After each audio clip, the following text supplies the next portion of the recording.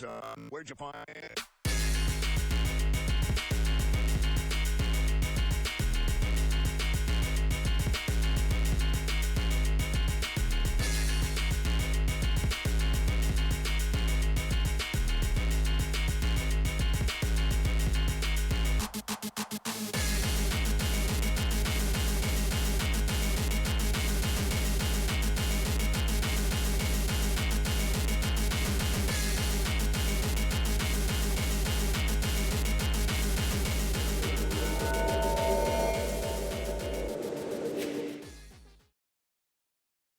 Wow. Starting up top is. I'm Serpent. I am the game master for this session. And playing in the table today is. Zios as Kara. Pithier is Little Paw. Rexty is Henrietta. Celestia as Elowen.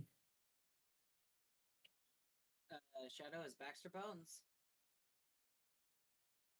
That's right, we are playing Carnival of Tears with our Falcon's Hollow adventuring party.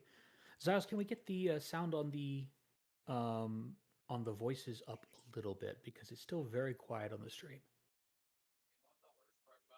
Yeah, I Who think in particular? just everybody's at the same level. The level's just too quiet. Have everyone maxed out. On Like my the end, it set. just sounds like Shadow's like a mile away from the microphone. Is this better? That's better. Okay, yeah. I was just leaning back, but I moved my chair forward. It's just so quiet. Is the have you looked at the Discord feed in OBS? Yes, that's at max. That is at max. Okay, well, I'll have to do some Googling beforehand. Those of you who are watching, please turn your music up. Whose volume is okay? Maybe I can add more gain. Everyone's volume is about the same. Everyone. Everyone's volume is about the same. No one's loud. Just not that I'm hearing. Yeah, the balance is good. It's just everything's too quiet. Anyways, we are playing Pathfinder 2nd Edition, Carnival of Tears. Last time, Hen was trapped in the maze. Well, not trapped so much as got lost and did not know how to get out. The quote-unquote ice maze, which is actually a mirror maze with strategic paper mache, is a delightfully fun thing if you can find your way out. There are 5 carnival folk running around in masks of Gradzal the Minotaur. One of the masks has a gold ring in its nose. There are spooky paper mache, quote-unquote, snow statues around various corners designed to scare passersby. No actual actors doing that. It's not like a haunted house, but like you'll turn a corner and oh, there's a snow beast. Except it's just paper mache.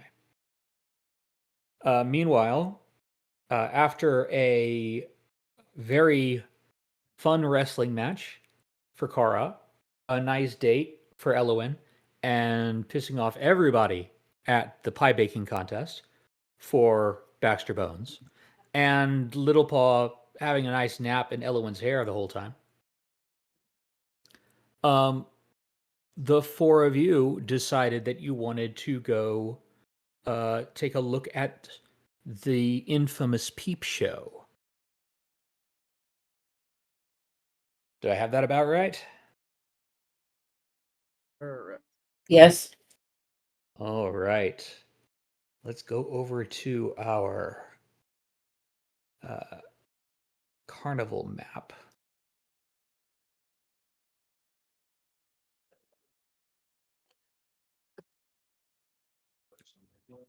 So when we last left off, you were about there.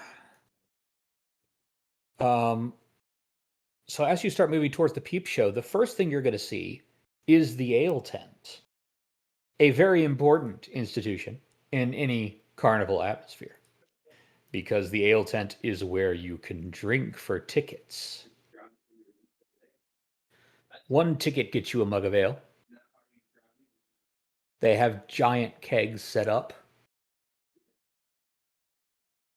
People are clinking taggers together. It's mostly lumberjacks, especially the ones who are here without kids, though some of the ones who are here with kids.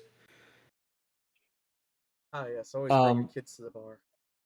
Well, it's fewer hang-ups about children in bars in a Renaissance society.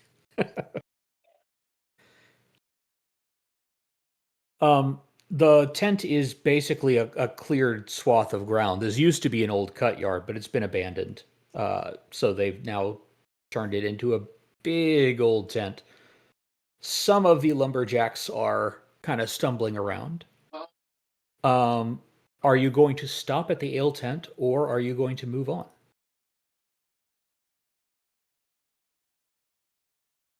I would like to inspect if the ale is actually going to be good over ship.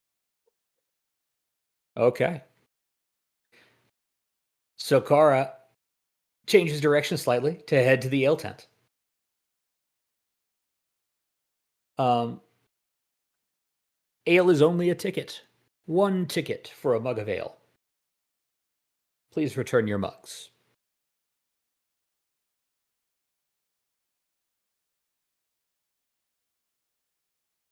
And if the ale is only 1 ticket, and 1 ticket is like a copper, you know the 1 ticket quality is a of the copper. ale. One could indeed say that. Proceeds to use all 300 tickets I still have. Listen, that is one thing I can't heal you from. You could. No, I'd make an enemy It's of just remove everyone poison. again. It's just shove charcoal down your throat. We love the adventures of Falcon's Hollow, except for that dog who criticizes our pies and single-handedly increased the alcoholism rate. Damn dog.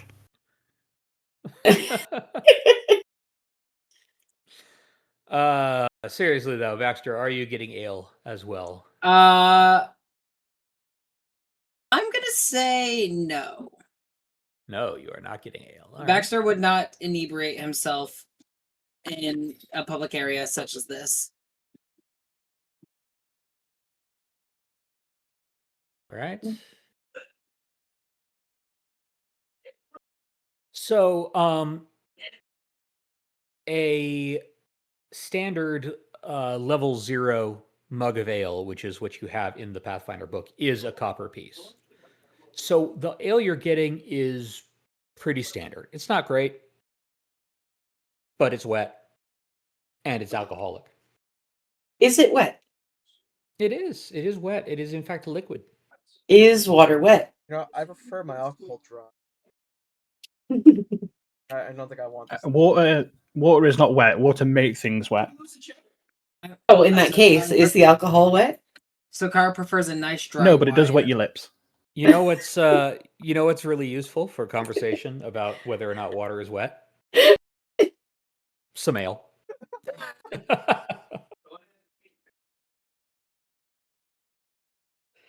So is anybody besides Kara getting some drinks?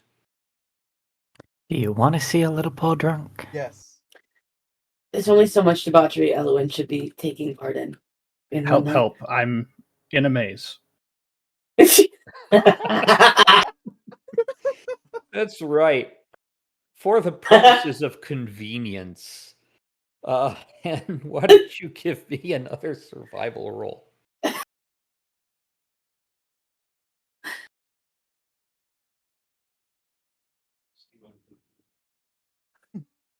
We get Survivre.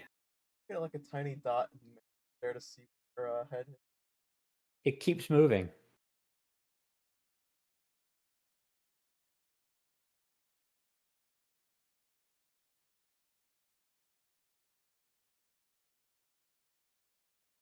Oh, that's pretty good. Okay.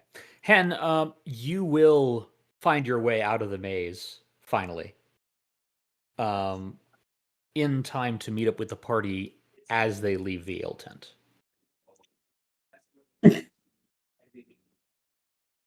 Oh, Okay. hey, Hen, where the hell have you been? Missed out on all the ale. Baxter bought it all. Yeah, it's all gone. Haven't drank Oh, any ale. I don't know what you're talking about. You know this ale is wet? Or my ale dry? Here you Is water wet? Um, no. Carl, when you say that to Hen, rather portly, but in a strong way. You know, the kind of strength that comes from actually working with your muscles and not going to the gym. A kind of portly lumberjack looks at you and blinks blearily and says, "What's you talking about? Ale's always wet." never had tiramisu. Why would I tiramisu? I don't even know what a misu is. Tiramisu. I don't even know her. You are all talking with your fancy out of town adventure lingo, talking about your hoity toity tiramisu and everything. You're not so special. I could take you. No, you couldn't. Go back to your drink, mate. Oh, I'd love to see you try, I though. could take you. Could take both of you. Then do it. Right, I will. I'm a healer. I'll fix you. Do it. Not requiring much more encouragement than that, the lumberjack kind of stumbles towards Kara and gives like a very clumsy haymaker.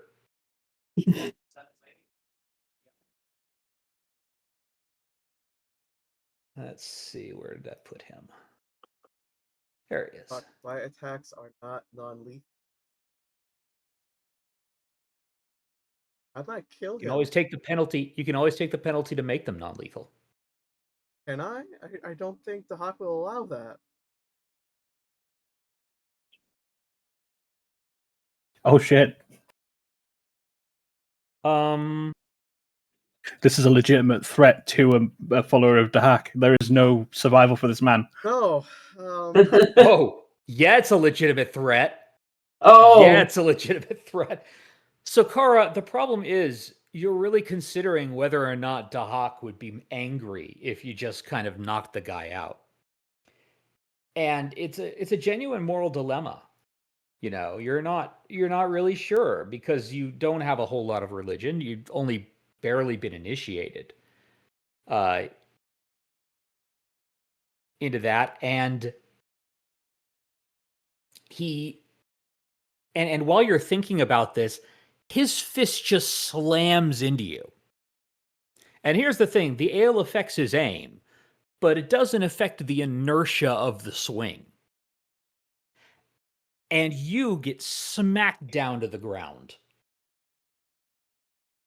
Just utterly dropping right in the middle of the tent. Everybody else starts backing up. There are a few cries of "ah, fight, fight," and you know a bunch of the lumberjacks are now rooting him on. Go on, get him, J-Sill.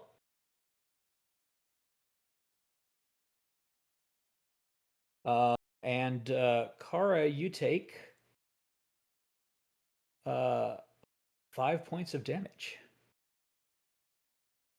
Okay.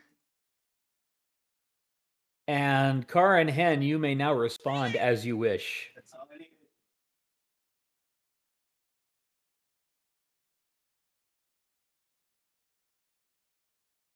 I would like to use my actions to pick Kara up. Okay. Go on, We'll you do got that. this. I'll let you do that and say that Kara doesn't have to use an action getting up. Does he look like he could survive a hit? Probably normally. Yeah, he looks like he could take a hit. He's a lumberjack. He's kind of burly. Okay. Or having the wine in hand, or not wine, the alcohol.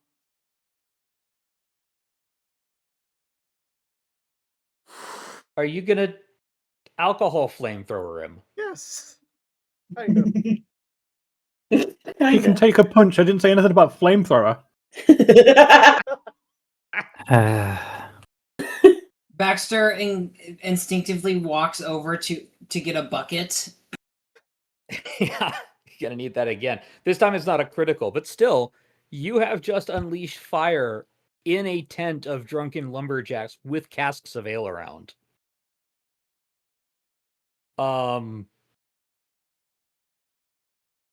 Should we do a percentile die to see if anything gets set on fire? No, that would be a critical miss. Something terrible like that would happen. But what does happen is a bunch of the more sober lumberjacks and also, the people who are handing out ale start screaming at you. Are you crazy? Launching fire in here? What's wrong with you? And while they're doing that, Jaisal, who has stumbled out of the way of your attack, swings at you again. Told you weren't nothing with your fancy tricks and your cat ears.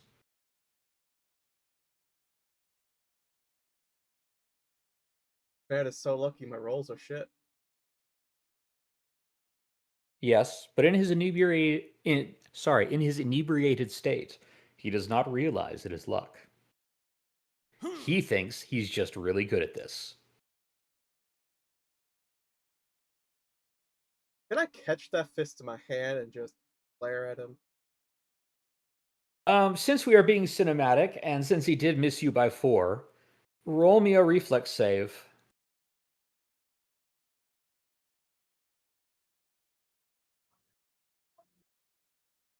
Yeah, you just catch his fist. Like superhero style. You just catch the fist. I will say to him, do you really want to start this? Will not end well. I can take you. He is trying to intimidate me. Okay, roll me intimidation. Or demoralize action, rather, which is intimidation. Oh, so close. Still, that's an 18, which is higher than his will. So you catch his hand, and everything's kind of overwhelming for him right now. His brain's not functioning too well because of the alcohol. People are screaming at you because of the fire. People are screaming fight at him. You just caught his hand and looked very scary. And just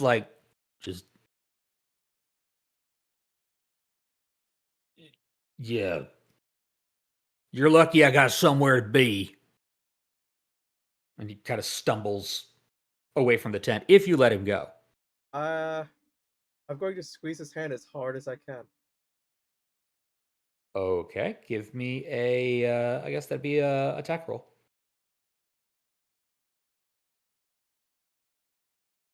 That wouldn't be lethal. That's, No, it would just stop him ever doing his job again because he can't use his hand. let's find a different line of He work. can get healed. Well, because he is drunk, that actually will hit. So roll your damage from that. You're just squeezing his hand, so I'm going to say that's non-lethal. Nice. As you just hear, it's not a crack. You don't break his fingers or anything like that. You didn't do enough massive damage for that. It wasn't a crit or anything. But you cause him pain. And you know how when that happens, you kind of twist away from your arm a little bit? You know, that whole, he starts cringing and trying to pull his arm away. And finally he gets away from it and sort of stumbles and catches himself.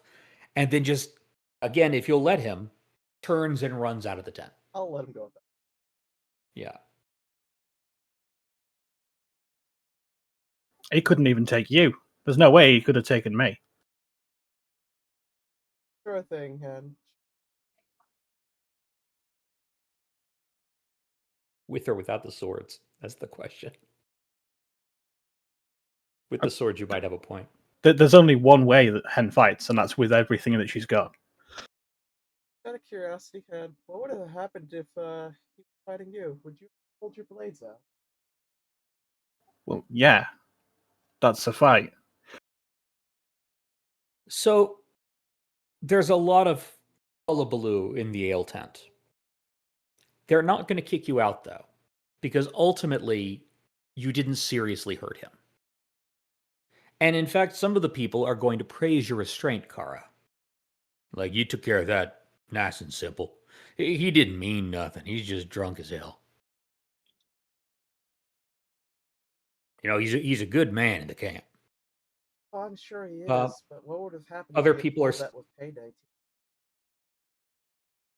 Well, Payday would have squished his head. Fucker.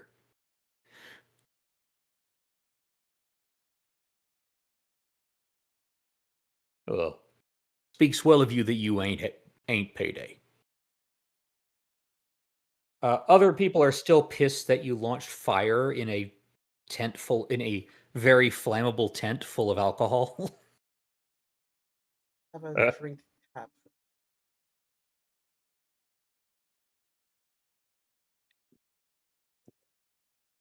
Oh, I mean, we would have subdued him in time.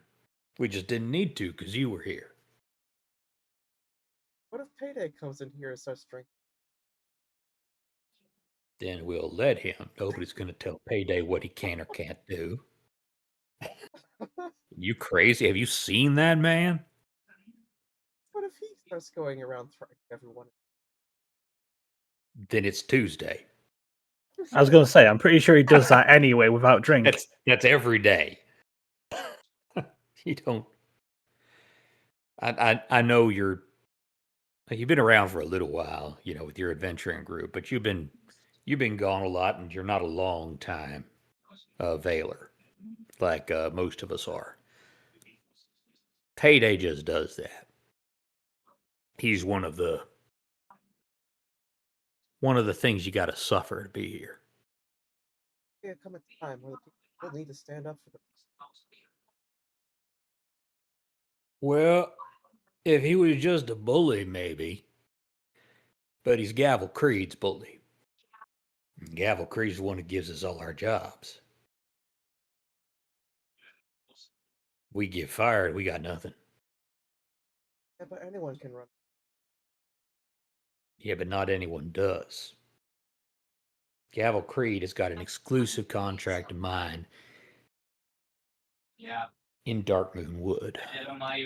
Nobody else can move in there, no other company can. We'd have to go down to the Arthville, and even then it's still Lumber Consortium. So if we piss off Gavel Creed, very likely we won't get hired anywhere in the province. Saying the Okay. consortium was pretty far away. They wouldn't know change. I thought.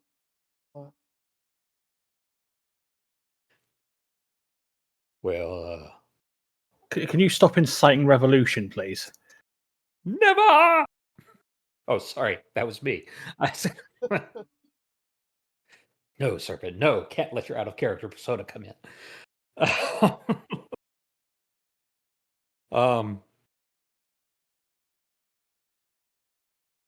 He just kind of shakes his head and says, you don't understand.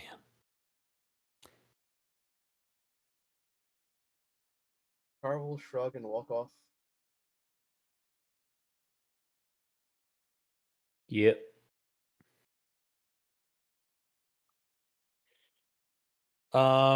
So that happened at the ale tent. Yep. What are people doing now?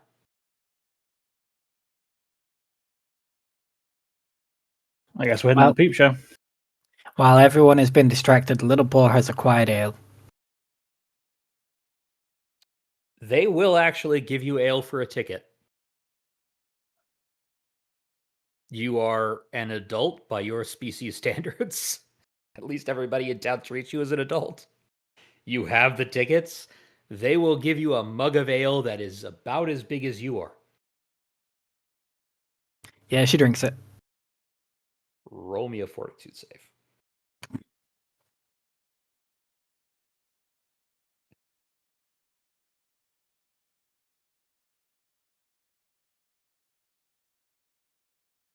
Oh, Hen, where have you been?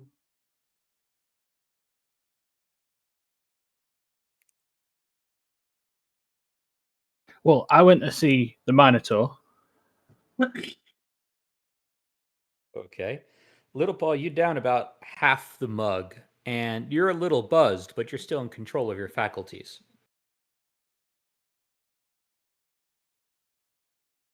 After half the mug, you're feeling kind of full. But you do still have half a mug left. What do you do, Little Paul? Well, obviously, she drinks the rest of it. Right, make me another fortitude save with a -2 this time.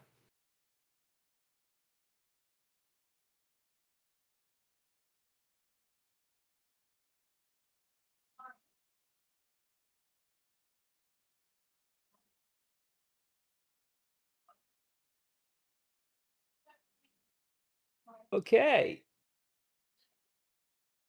Even with the -2, that's still a 16. Little Paul, people are astonished. Like there are people around you, just staring as you down an entire mug of ale, and are more or less okay from it. Like you're definitely buzzed. There's no way you could do that. Your blood alcohol level is really high, but you still managed to comport yourself fairly well despite that.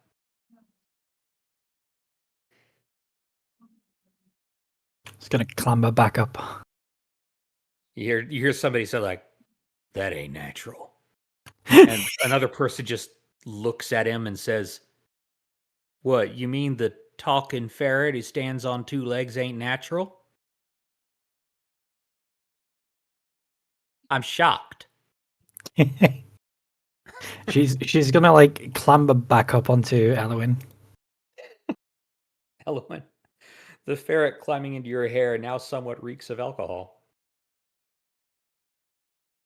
Everyone's just gonna like shake her head and sigh.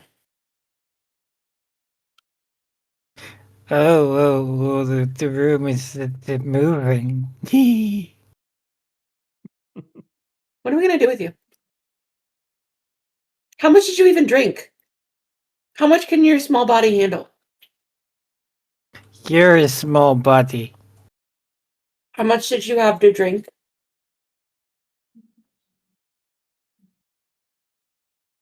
Just gonna look at the big mug that's on the floor that's empty now. Mug much. Like that's like 3 times your size. You should not be drinking that much.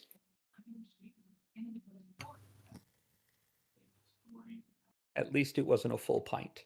What is a Little Paul's blood alcohol level? I do not have the medical knowledge to calculate that. Yes. You want to look that up and figure it out? Be my guest. High. It is high. The question is, what's the alcohol blood level?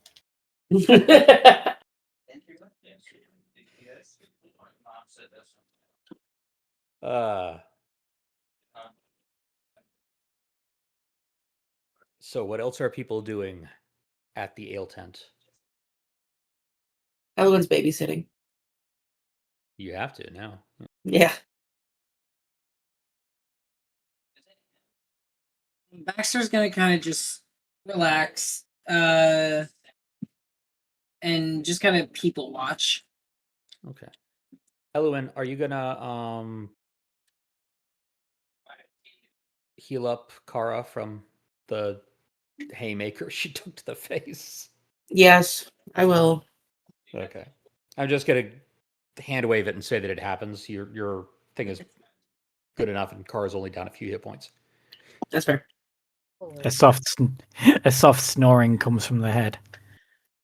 Surprised you like you will just take away someone.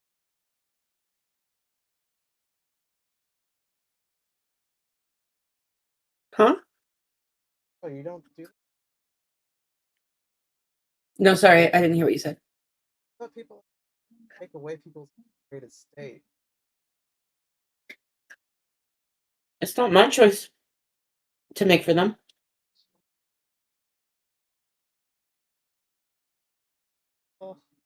that's the case, you might want to just bring a towel for Little Paw. I didn't say I was going to clean up after them. I just thought it wasn't my choice to make for them. But they're in your hair.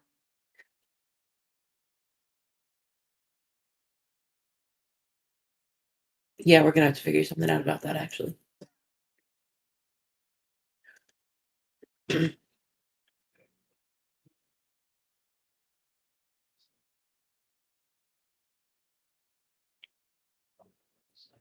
Poor Buzz, Little Paw.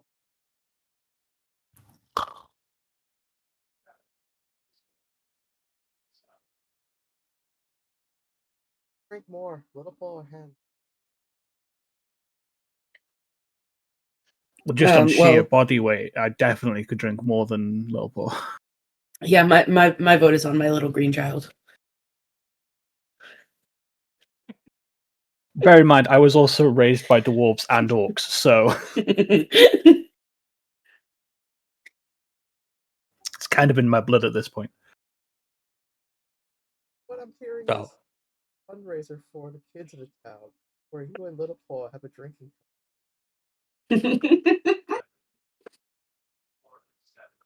I mean, technically we could, but we're the richest people in the town. There's no funds to raise here.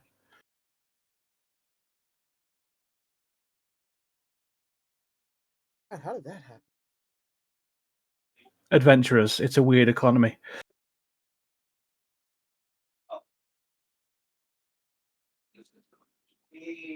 Let's go check out this peep show then, because it's the only place I haven't been.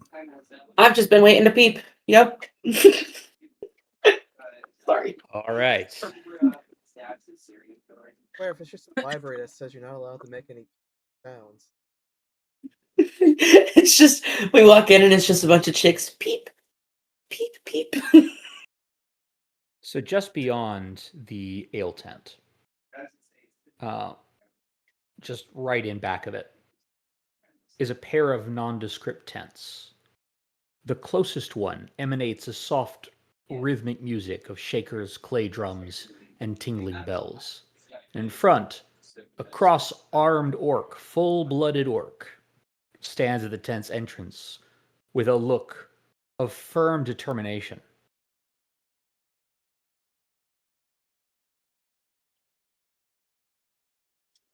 And I'll show that to you. There you go.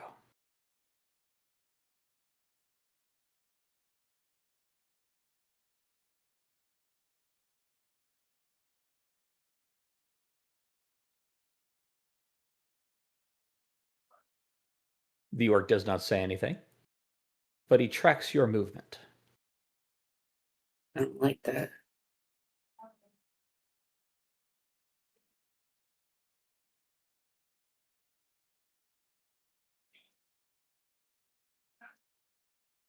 I didn't think that was their.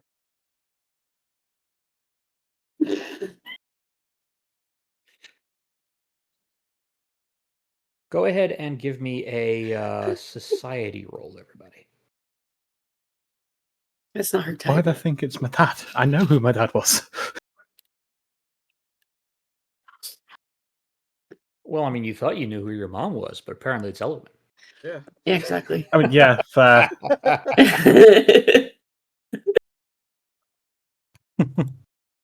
You said society? Society. Kara knows nothing about.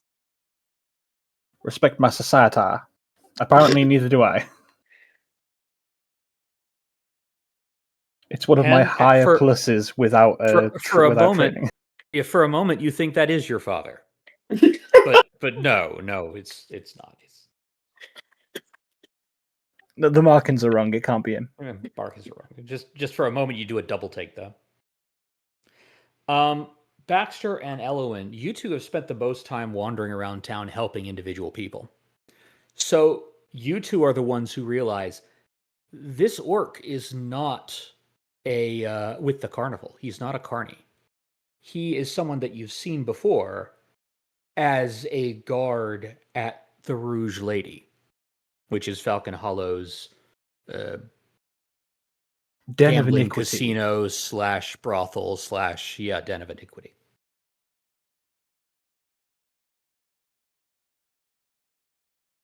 Have we met him before? Would we have met him before in our downtime? Baxter, I forget. Did you actually go to the Rouge Lady? I don't think you did you? I did not.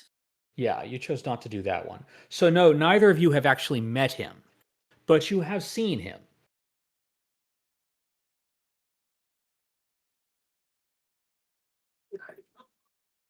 None of you have surrendered to the den of vice and iniquity. You're Yet. good adventurers. At least no one that's been mentioned in session. Marvin's too busy selling her soul. Yeah. Because Hen definitely would have visited there at least once. But Hen didn't recognize anybody there. No.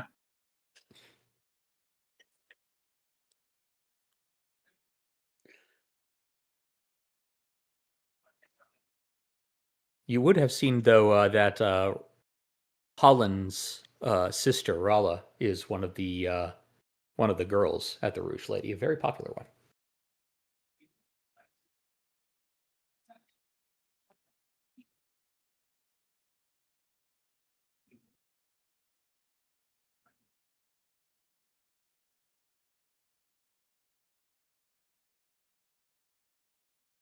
So yeah, that's what you see. The orc says nothing. His beady eyes are just on you. Everyone waves. He Cheerfully. does not wave back. It's very rude. She's like, wow, can you believe some people? Doesn't even uncross his arms. Hang on a sec. He's peeping at us and he's not even paying. Yeah, you should say something. We're not the show.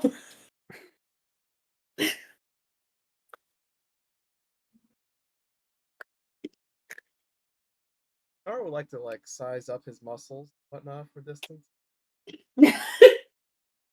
He is quite intimidating looking. Not payday T-dub levels, but I mean, he's an orc. He's big and strong. Hen is rapidly going from, is that my father, to that could be my daddy.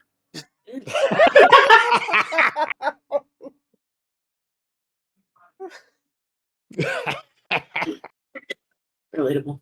Tara would go up and ask him what's his training regimen and does he spar often.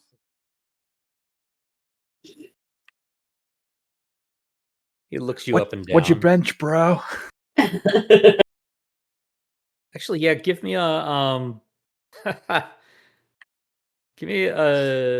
diplomacy check as you try to connect over shared martial practices. What the He just looks at you and he says, It's 5 tickets. Get inside. Otherwise, get out of my face. Hey, sir, can you clear your throat and try that again?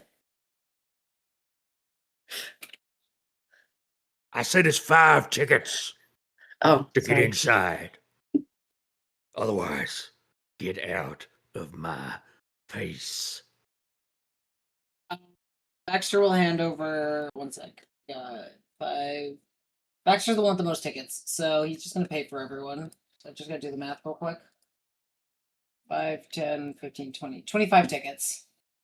and he'll step slightly to the side and pull open the tent flap for you. Okay, 1 sec. I gotta go to my inventory and remove some tickets.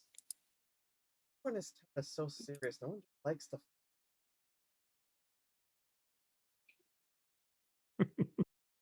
Payday Tatum A lot likes of- to fight.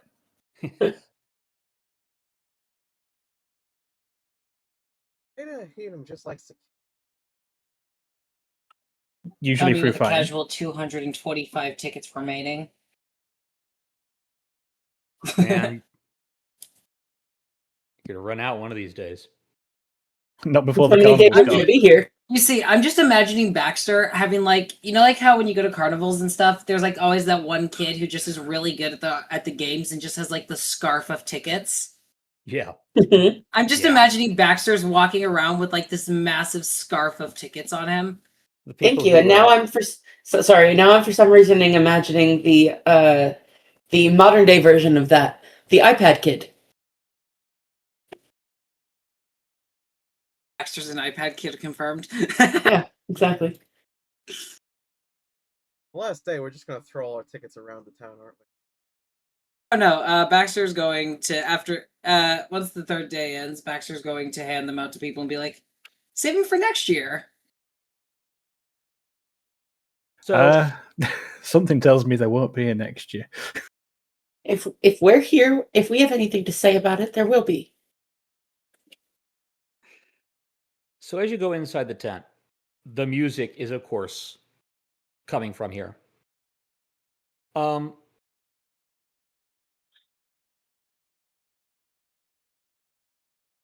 And a crowd of slack-jawed, jeering men, and a few women, but mostly men, are just hovering before a stage that's been put up in the center of the tent, throwing copper coins at four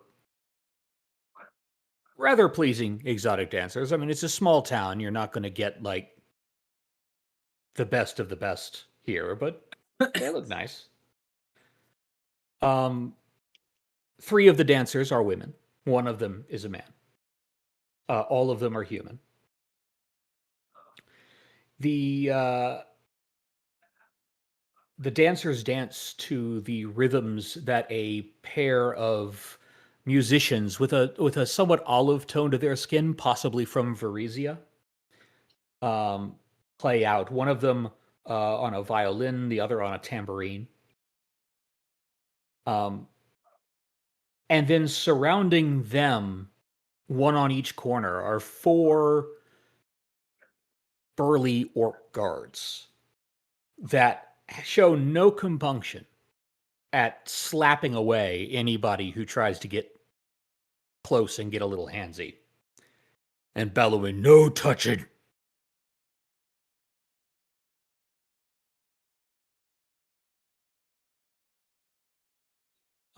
Everybody make me a perception check.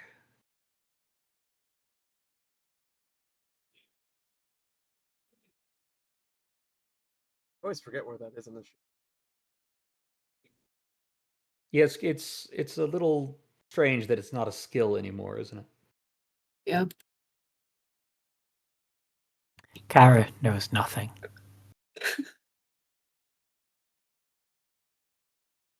All right.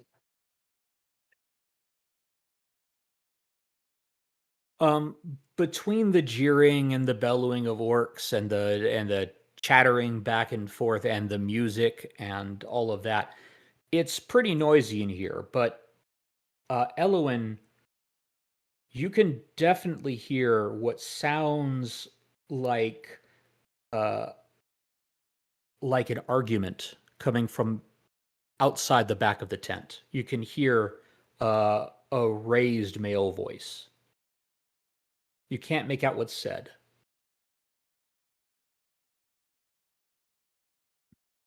Nobody else hears that. This is the show. And as you wait long enough, you pay attention and you start to realize that there are more personal dances available for a certain fee.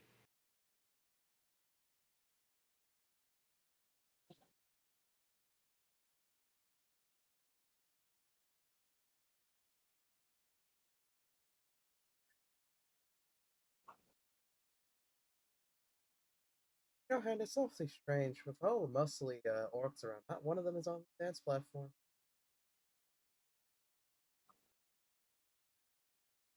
Yeah, I'll be honest. I'm a little let down. Carl will say this close to near one of the orcs are that they can hear that. Huh. Go ahead and roll me another diplomacy check, Kara. This is not so much your skill at dropping that innuendo as just sort of a reflection of how they respond. So don't take this as a reflection on your skill. The orc kind of snarls and says, You think I'm some cheap dancer? You watch your tone, cat. Or maybe old Cavern Blood Eye will teach you to dance. which of course is a terrible thing to say about exotic dancers who work very hard to refine their art, but unfortunately is a fairly common attitude. And this particular orc is no exception. Or understand that, Fred. That's up to Invitation you. Tango. His body language does not suggest that he's attracted to you at the moment.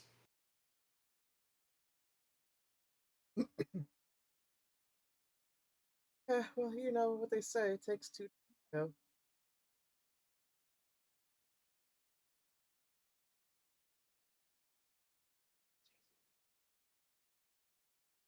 He narrows his eyes. The fuck's a tango? Baxter chimes in. The tango is a type of dance that involves two partners, but there's also innuendos for other things, but we're going to talk about the dance, okay? And then he goes and explains what a tango is and the cultural value of the tango. I from don't whatever actually want to know. Step back and watch the dancers. Are they tangoing? They are absolutely not tangoing. Oh. One of the women, especially, though, is quite good at dancing. Baxter seems mildly disappointed at the man not wanting to listen to his ramble. What are others doing as the two of them try and fail to engage one of the bouncers in conversation? Well, now everyone wants to go to the tango. Oh my gosh. Little Paul's fallen asleep. Drunk. Mhm. Ellen puts Little Paw in the recovery position on her shoulder. So I'm imagining Little Paw just drape two legs down Elowen's back, two legs down Elowen's front, just kind of Leaning on their left side with their arm, with their one paw over. doing their best fur wrap impression. Yeah, exactly.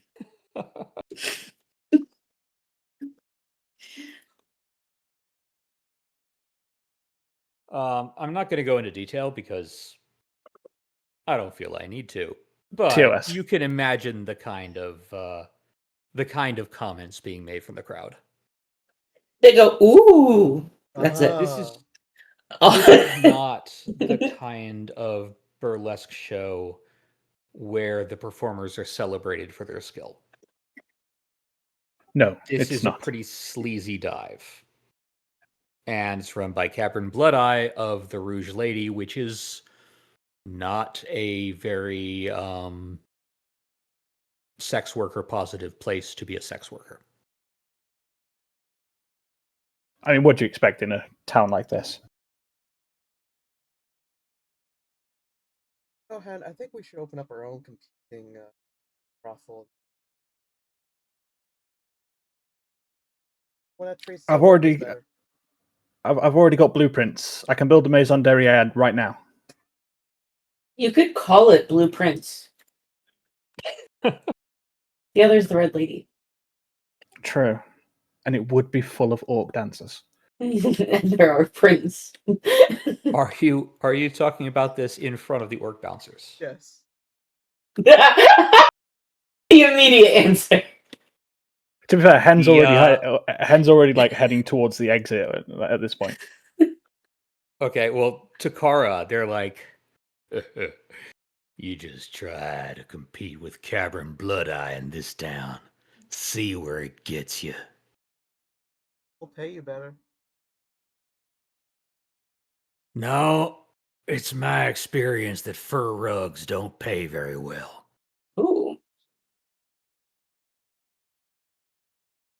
Ara would like to liquidate back going.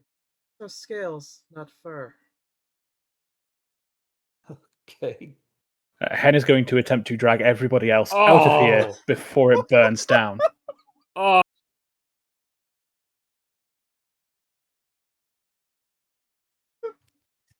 So he blinks. He's like, It won't be from me or nothing. I'm just saying you cross Cavern Blood Eye and, well, you don't live long. That didn't mean no personal thing.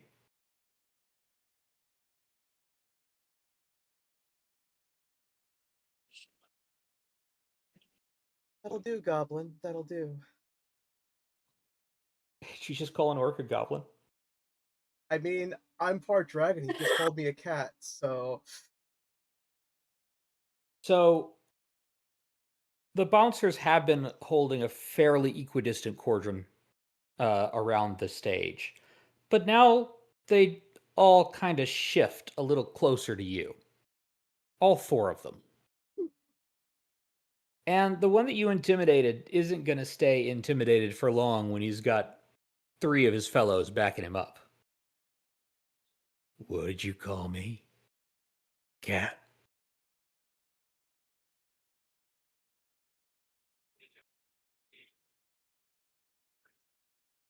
but you're green just like you're the same? Oh. So, Kara,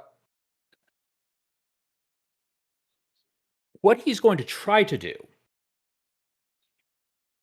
is shove you to the door while telling you to get out and that your business is no longer welcome here.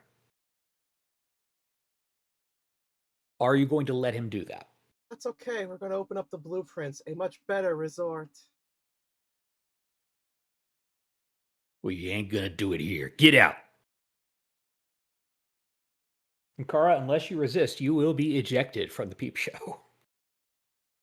We'll pay all our workers 3 times the amount that the red scale, whatever his name was, does. Are you leaving as you say this, or are you Yes. trying to stay? Okay, so you are leaving. The orcs will kind of glare at you and make a move towards you, but as you leave the tent, they will not follow. One of them will go to the entrance to say something to the guard out front, which you can assume is telling him that you're not allowed in anymore. Is the whole group being just like left, or is it just? Yeah, Just Ella's gonna Kara. act like she doesn't know So Kara. Hen has already left. Kara has been ejected. Little Paw is asleep on Elowin. Elowin and Baxter, what are you doing? I'm peeping. Baxter is going to go to every single dancer. Are there like areas for you to like pay them, or not like pay them for like their services, but just like tip areas? The tips are copper coins thrown onto the stage. And you do Okay. notice that they're not throwing tickets, they are throwing actual copper. Yep, Baxter would throw. I gotta open my inventory real quick, so I know how much money I have. So how many dancers are there in total? There are 4. He will throw 4 gold, 1 for each dancer.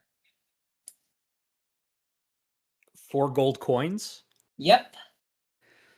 So In Baxter's mind, this is going to help them get along. So because he can tell that people aren't appreciative of their work, that hopefully they can find work elsewhere. So there's a couple reactions to this.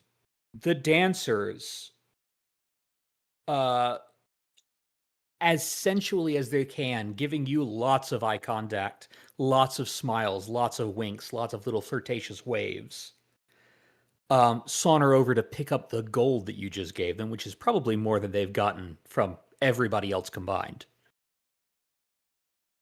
And they're basically gonna, as they continue to dance, they're gonna spend a lot more time on your side of the stage. And they're gonna seek you out, because you're now a big spender. Hey, big spender. Spend The little Baxter, time with me. Baxter, unaware of their advances, is going to join the rest of the group as he leaves. I will note, it is very difficult to be unaware of their advances. They are You also got not to being remember, subtle. Baxter is like 5 years old, and 2 of those years he was a dog. It's fair. I'm just saying, it's not very subtle. No, like the crowd around you reacts in a different way. They start laughing. They start calling you big spender. A few of them slap you on the back. That's the way to do it. And one of the bouncers goes forward and says, "You know, we got a few more of those. A more personal meeting could be arranged." No, thank you. I'm just here to help him out. As he walks out. Well, you've been very helpful. Elowen, you and Little Paw, who is unconscious, are the only ones left in the tent now. What are you doing? You can still hear the faint sounds of somebody shouting, a male shouting from behind the tent.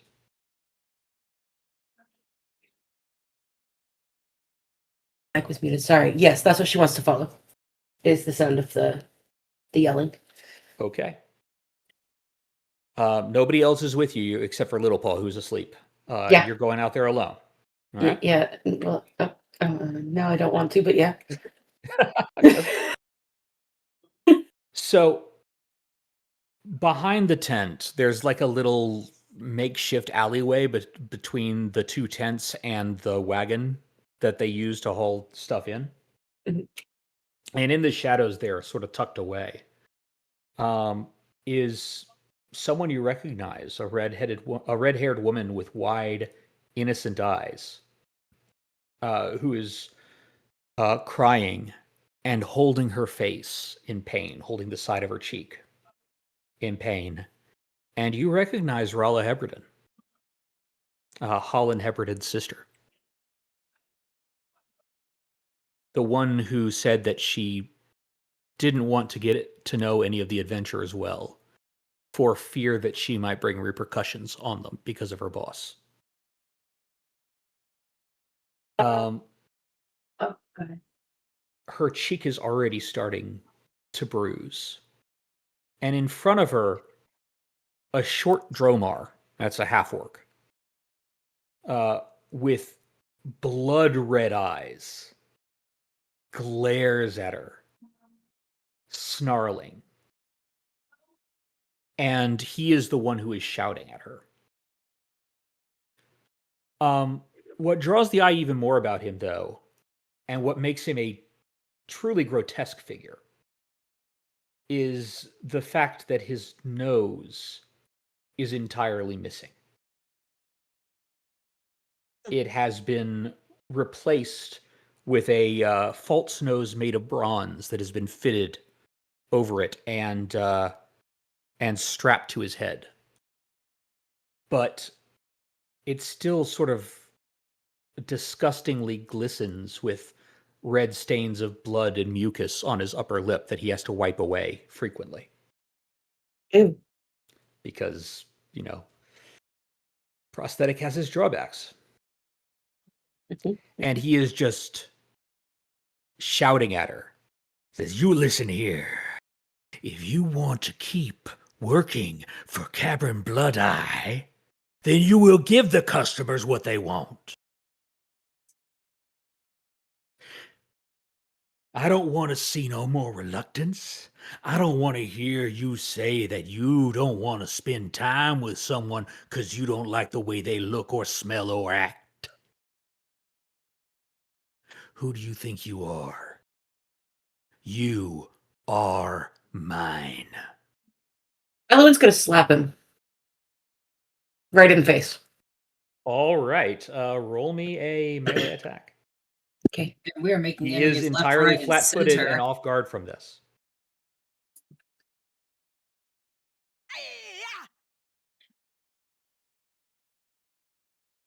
Flat-footed and off guard? Yeah, I think you connect. As you just slap him across the face, and he did not hear you come up. So he is stunned for a moment. Sudden slap and pain came out of nowhere, and he starts looking around, and finally his piggish, blood-red eyes focus on you. And he reaches down to his belt, and he starts pulling out a dagger. Says, "Oh, you just made a real big mistake." So And did at you, that mother. point, Rala grabs his arm and says, no. Cabrin, she's just.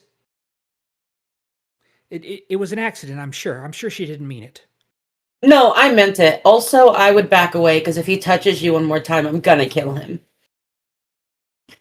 Like, I'm surprised you haven't used the threat of the projectile vomit ferret on your shoulder, right? If you squeeze Little Paw at this point in just the right way, you can use her as a cannon. Put yet another fluid on his face. There's not a lot that will get Elowen going like this mad this quickly. Oh, This is one thing that will. I don't know if you guys have noticed. She's pretty easygoing. roll me an intimidation check.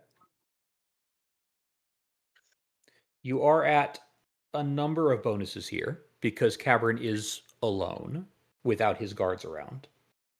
And And I have a scary projectile vomit ferret yeah, on my because you shoulder. kind of came out of nowhere, and because you're a famous adventurer, at least locally famous. Yeah. So that is not a great success, but he does start to back away, and he looks at Rala and says, You better get your face cleaned up and be ready for the next dance. And you, he fixes his eyes on Elowen as he continues to back away. And as he fixes his eyes on her, she raises her eyebrows, testing him. Go on. You don't know what you just did. You do not know what you just did. And he goes back into the tent. Oh wait, was this outside? Could we all hear this? No, you could not all hear this. That was Oh, what the okay. perception check at the beginning was. Okay, that's excellent. For the rest of you, you couldn't hear it over the music and the general hubbub going on inside the tent. And since you left from the front, you still have all of that between you and this going on. Okay, never mind. This is just Elwyn. Rala looks at you and says, he means it. He's very well connected. Besides Boss Creed, he's probably the most powerful guy in town. You just caused yourself a lot of trouble. This is what I wanted to avoid. When she says that he's well connected, Elowen is going to bust out the hand up to the sky, and so am I. Erasma doesn't have a squad of thugs and brutes around town. Have you met Verona? Well, I know you saved Holland and you took on a lot of kobolds. You could probably take out a lot of his men. But he's got a lot more. Listen. Look, we're not supposed to talk about this, but you need to know. Cabrin Bloodeye, he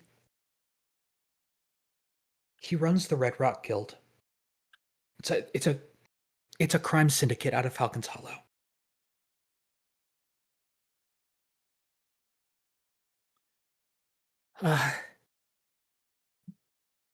Fulgrim Creed's bodyguards, except for Payday, but all the others, all the guards down at the docks, all the people who protect the lumber consortium shipments in and out of town, those are all Cabrin's people. And he's vicious when he's pissed off.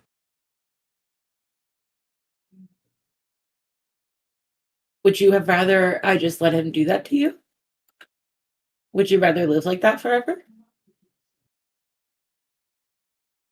I didn't want anybody else to get hurt for me.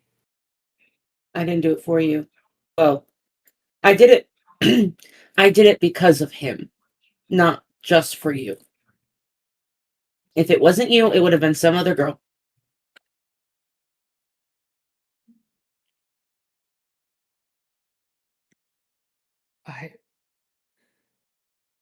Thank you. You're right. I didn't want to keep doing this. And he's not mad at me anymore, so things are going to be better for a while. Thank you very much. Just be careful. Okay? Always. I've got to go get some makeup on over this. She touches her cheek. Do you need a safe place for the night?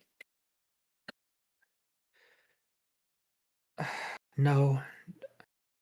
No, I'll be back home with Holland.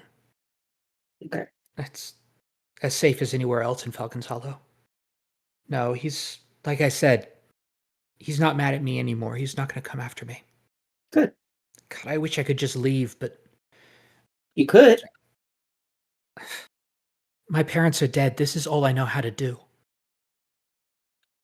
I don't know how to feed Holland without the money from the Rouge lady. I'm the town favorite. I make enough for Holland and I to live and for Holland to get some nice things, you know? Well, that escalated.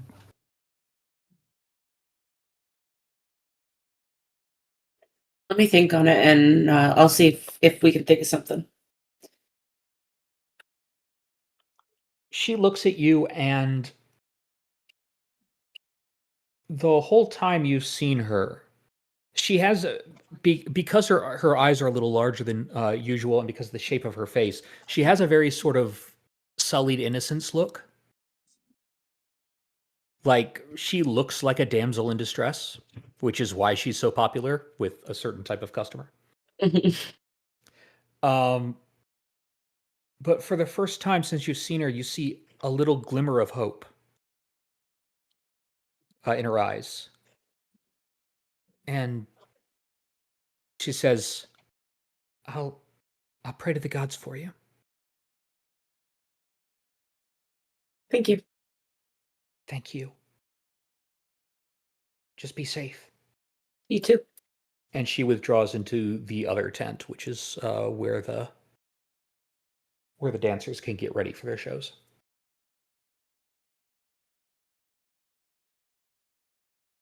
Eloin's gonna plan a revolution in this town. You know, I'd like to Oh, say no, that's a she doesn't. surprise, but I have very much been seeding the need for it. Just understand, this is not something you can fix in an adventure. No. I mean, this is gonna be a long-term thing. Yes. And it's the not power just structures her. of I mean, Falcon's Hollow are entrenched. yeah, and it's Eloin's already like, it's not just, I can't just help this one girl and it be over. If I want to help, I have to help all of them, which means I have to do something about the entire culture here. She's committed. Oh, yeah, uh-huh. You know, if we kill everybody and just raise them as zombies, we control the culture. Wait till Save anybody in town. wait till they all get back to the We same can save place them for the from night. their bad lives. They can't continue to feel pain if they can't feel anything anymore. No. Not quite what I'm going for, but sure. To be fair, if this was if I was playing the other character that I was going to play, that would be the plan. Hen just wants to kill the guy. When she doesn't know yet, but she will just want to kill the guy. I think Eloin just wants to kill all the guys. All the guys, just kill them all. Kinda, yeah. Like at this point, just So it is now around dinner time. It's about 6:00, 3 hours before the fireworks. As you regroup outside of the main tent, you realize Eloin and Little Paw are not with you. Are you going to wait for them? Are you going to look for them? What are you going to do? You can take a priest plasma. That enthralled in there. Yeah, Oh, last you time you can't saw go her, back she was in in the there. tent watching the dancers.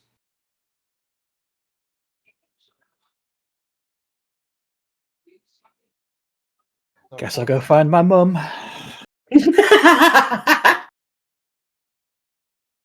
And Hen's gonna walk back in and go through looking for her. Wait, was it Don't do Hen that, or you was make me it snort. was it Hen or was it Kara who got banned? I'm banned. It was Kara that Kara got got banned.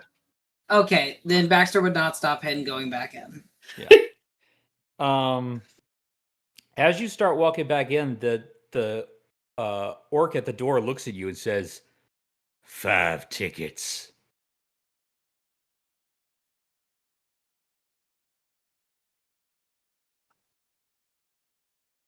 I'm just gonna walk past him. "Are you now?" Baxter's gonna walk up and hand him 5 tickets right as 10 tickets right as Hen starts to walk in. Okay, you could see him tensing and getting ready for a fight, and then you hand him the tickets, and that's all he's paid to care about. So he backs off at that point. Yep. Why is it that both Baxter and Elwyn have become the parent people of this party? Somebody has to be. Every party I've ever played at has had one or two of the responsible ones. No, you see, 'cause- responsible. Sure you are. Dahak begs to differ. Deals The thing with Hen is they would have.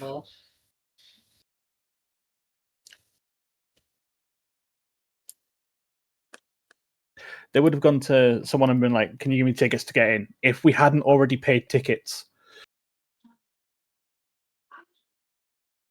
Principle of the thing. Unfortunately, it is the principle of the peep show that if you're outside the tent, you have to pay tickets to get into the tent. Yeah.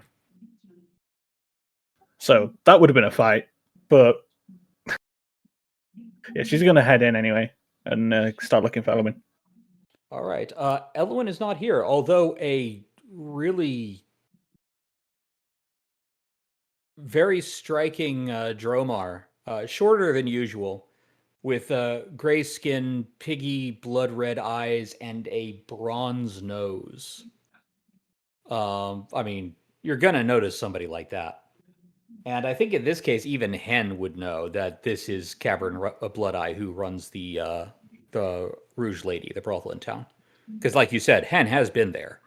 So Yeah. him, at least, he's got a distinguished enough face that you'd know who he is, though you wouldn't know much about him. So he's in the tent. Elwyn is not.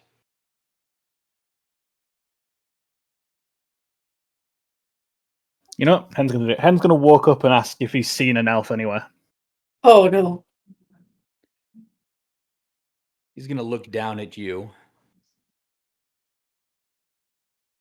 And this is the kind of guy who enjoys those rare instances where he gets to be taller than somebody. So he looks down at you and he kind of, plants his feet shoulder width apart in like a powerful stance. He subtly flexes a little bit. He says, "You're one of the adventurers. You're one of the people who came in here and saved those kids. You're looking for that priestess elf friend of yours. Right." Yeah.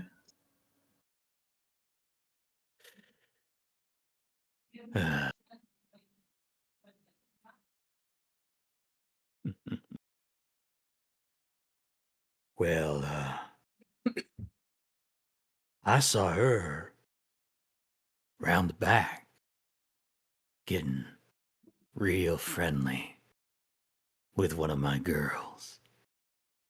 So, she might be some time. You should probably move along without her. I'm sure she'll catch up. Okay. Round the back. That seems intimidating. Can I roll insight? go ahead and roll insight.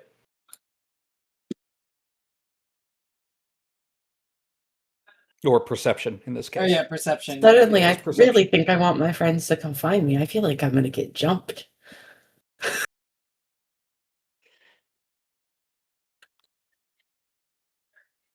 Yeah, he's not doing a good job of hiding it. He is seething with rage, and the moment Hen mentioned that she's looking for an elf, the rage intensified greatly. Baxter is going to, with his newfound popularity, use it to his advantage as he kind of like starts to get a crowd, around him to kind of like hide his smaller stature as he kind of like makes his way out, kind of like be like, yeah, like getting all buddy with people to kind of like keep him from like being too well noticed.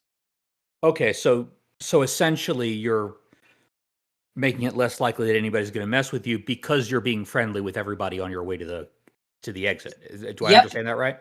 Yeah, So he's like, basically you're slapping them on the back there. They all remember you threw gold up there. You're obviously a big spender. You're dressed very nice. You might be a dog, but nobody's perfect. Everyone here is. Nobody's an effect. Yeah, but yeah, so basically I'm trying to basically like as like a show of power, like, hey, I'm buddy with these guys, don't fuck with me, kind of. Yeah, Ooh. and you know that if you actually pushed it and asked them to do anything for you, they'd probably say no. But Yeah. they will definitely smile at you and chat with you and leer at the dancers and then give you a entendre-filled guffaw. Things like that. Yeah. So yeah, Hen, this would give you cover to leave. Not that Cavern Blood Eye is particularly stopping you at this moment. No, the moment he said about Elowin with someone round the back, Hen was like, "Round the back, okay, I'll go there now," and walked off past him. Whoa. No, you don't understand. She paid for some alone time, and that means she gets to be alone. My girls are expensive.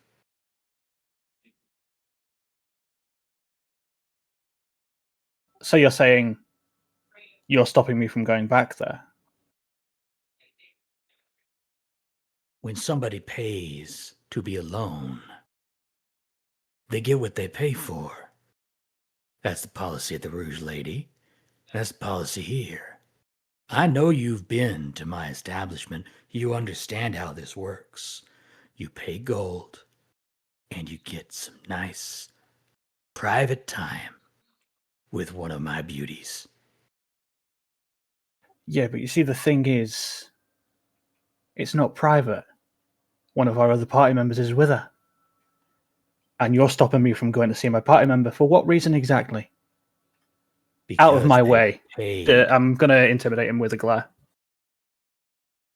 So the issue with this is there are 4 burly orc bouncers. That's fine. Also in there. So intimidation is harder here because Cavern Blood Eye's not alone. Cavern Blood Eye's got a posse in this tent. And he'll give a whistle and gesture them over. And suddenly there's 4 very large orcs there. That's all right. I just draw my blades. Go. Okay. I immediately draw my weapons the moment that they come over here. While this is going on, did I manage to slip out back? Oh, I thought you were heading towards the front door. You're trying to... No, I'm trying to make my way. I'm trying to be buddy, like kind of like shimmy my way while Henrietta's being a great distraction to get through. What would this be? Give me a society check in lieu of a stealth roll. Okay. How loud was that whistle? Would I have heard? It is not particularly distinguishable from outside from all the other whistles going on in that tent. Mostly by design, probably. Yeah, Baxter, you managed to schmooze your way right to the back, and then the moment Hen draws her swords, which causes quite a commotion, you can slip out easily. Okay, yeah, I will do that and pray to whatever gods exist that Henrietta does not murder someone. So I'm going to pause this right here, just for a second. Elowin, yes. What did you do after She probably would have tried to like walk around to the front to get to her friends. Okay. I'm gonna say you had a conversation with Rella for a while. Yeah. Um, Because like we talked, but then she Yeah. wanted to go. Yeah, we're a little bit on asymmetric time right now. So I'm going to say that right about the time you finish is that you turn, you're about to walk around the tent, and then Baxter comes out. Oh, hey! I was Hey. gonna come find you guys. What's up? I think the two of us should help de-escalate a situation. Henrietta. I think we should all go home. We need to have a chat, and I also might get jumped. Currently, Henrietta's getting jumped. You want to come help with that? Who's she getting jumped by? Some big guy, bloodied eyes, and a bunch of orcs. Is that enough for me to think that it might be the same person? I mean, just said bloody eyes, and you know he Yeah. lives in that tent. So, like, yes. Yes, that is definitely enough. Oh, I'm not sure if I would like to help with that. Actually, you know what? That dude's scared of me. Let's go. So, jumping back, a minute or so to just when Baxter leaves the tent and Henrietta draws her 2 swords. The orc guards immediately drop into brawling stance. And they are very clearly brawlers. One of them says, Listen, you don't want to do this. You start a fight, the sheriff will come down on you.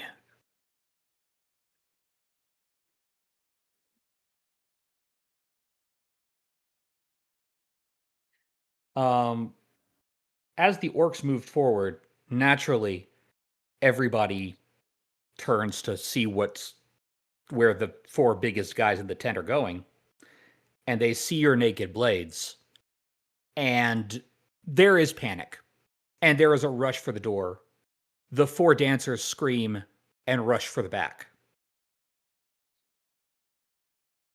So that is what is currently going on, Hen. What do you choose to do?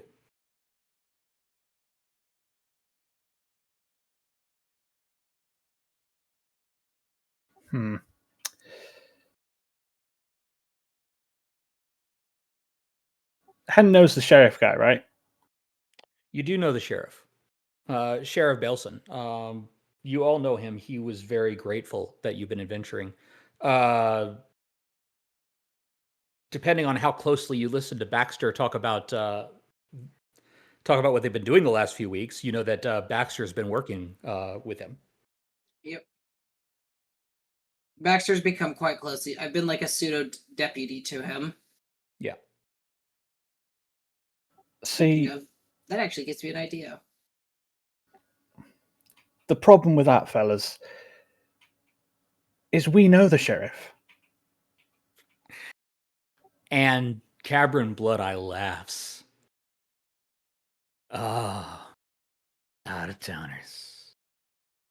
You need to understand, the sheriff is a good man. And you know the thing about good men, little greenie? They'll lock up their friends if they think their friends broke the law.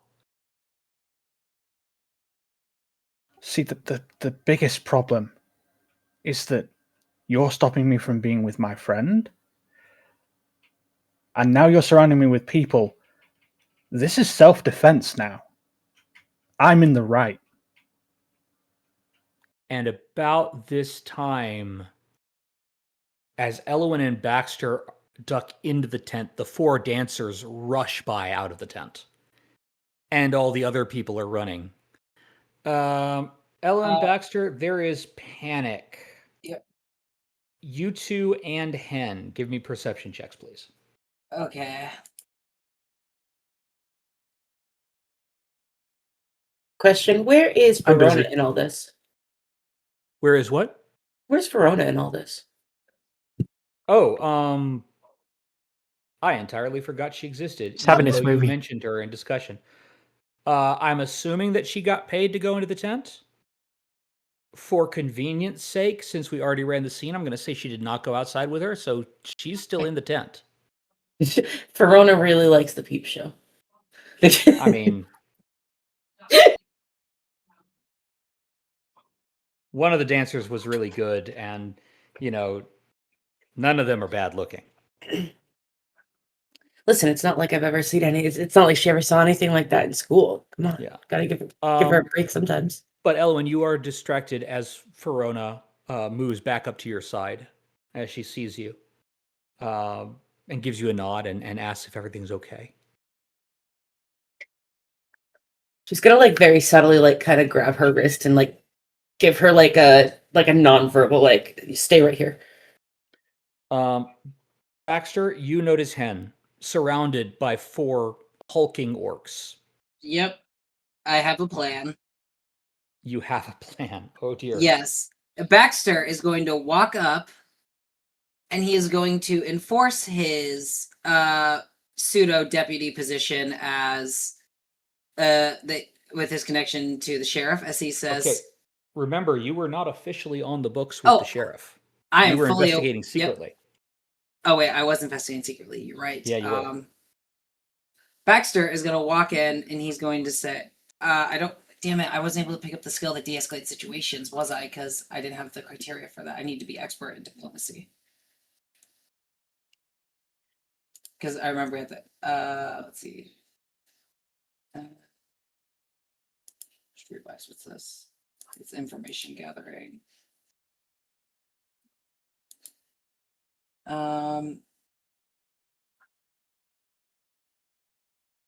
Okay, yeah. Baxter's gonna walk up and he's going to calmly say, "Forgive me for my friend. Perhaps we could forget about all this." And he pulls out his coin purse. Get her out of here. Cabron says, just bluntly to you. Get her out of here. Or I swear to all the gods, I will have you all locked up. Baxter would walk up to Henrietta, place a hand or a paw on her shoulder, and whisper, "Let's go. We can discuss this later." As he kind of like nudges Henrietta out of the tent. Hen, how do you respond to this? Hen is going to slip the shoulder touch. Yeah, but Hen does she not will wish to be led. Yeah, she will put her blades away. Would have been a lot easier if you'd have just let me see my friend. And then she'll turn and walk out. The orcs immediately try to start calming down the crowd. It's okay, it's over. Calm down. Calm down, there'll be another show in 5 minutes. Cabron Bloodeye, dabbing at his dripping bloody nose with a handkerchief, just glares as you leave. Glares the whole way. Eloine glares right back. Can I roll intimidation again? You can. It will be very difficult because, again, he's not alone anymore. The reason you succeeded first time is I think he's a lot braver when he has 4 orcs to back him up. I think she more so wants it to be like a warning of like, make sure I don't catch you by yourself type of thing. Like to him specifically. Just imagining that as a conversation. Make sure I don't catch you by yourself. No, make sure I don't catch you by yourself. That is pretty intimidating. He will, again, he's got his posse with him this time. Mm-hmm. So he will not show the signs of fear that he did outside. But he's now locking eyes with you instead of Hen. And you can feel the mental crosshairs on you. I made an enemy, you guys. Let's go talk about revolutionizing against him. Kara running around trying to start fights with Payday Tatum and Elowen walks up and just casually makes an enemy of the second most powerful man in the city. Same with Henrietta. It seems like why is it that the animals are the only ones who aren't making enemies? Well, it's because Little Paw's unconscious. You made enemies of an entire tent. Yeah. And yeah, the pie bakers still hate you. Yeah. Okay, So, would you like to think about what you're saying about the animals of the group? okay, why is it that the rogue is the only one who hasn't who hasn't made an enemy? That's Because she's unconscious. okay. Yeah. She's Having a taking a nap. little nappy nap. 100%.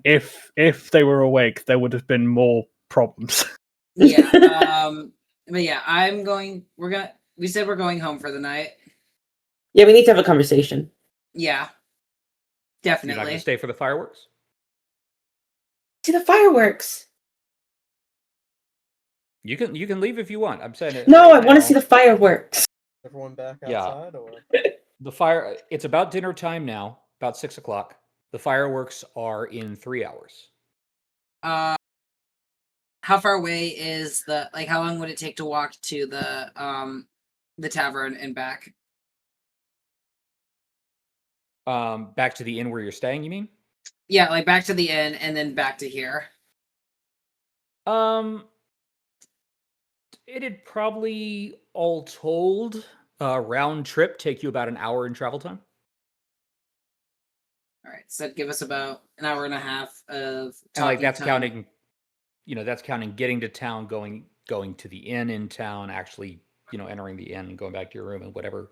I don't know if it's you worth all need that to- with the short amount of time that we have. We might as well maybe just stick around and get like something to eat, Okay, and yeah, then we just can postpone the talks until after the fireworks. yeah. Let me have Alright. ice cream before we talk about Revolution, okay? Revolution? That was And not in that's at character. That's the point where okay.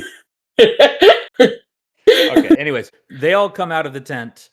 So Kara, being outside, you see panicked people running out of the tent, screaming and making a huge hullabaloo. And you're probably about to rush in and figure out what the heck's going on when your party members also leave the tent. Considerably calmer. Kara's gonna immediately stare at Baxter. What the hell did you do?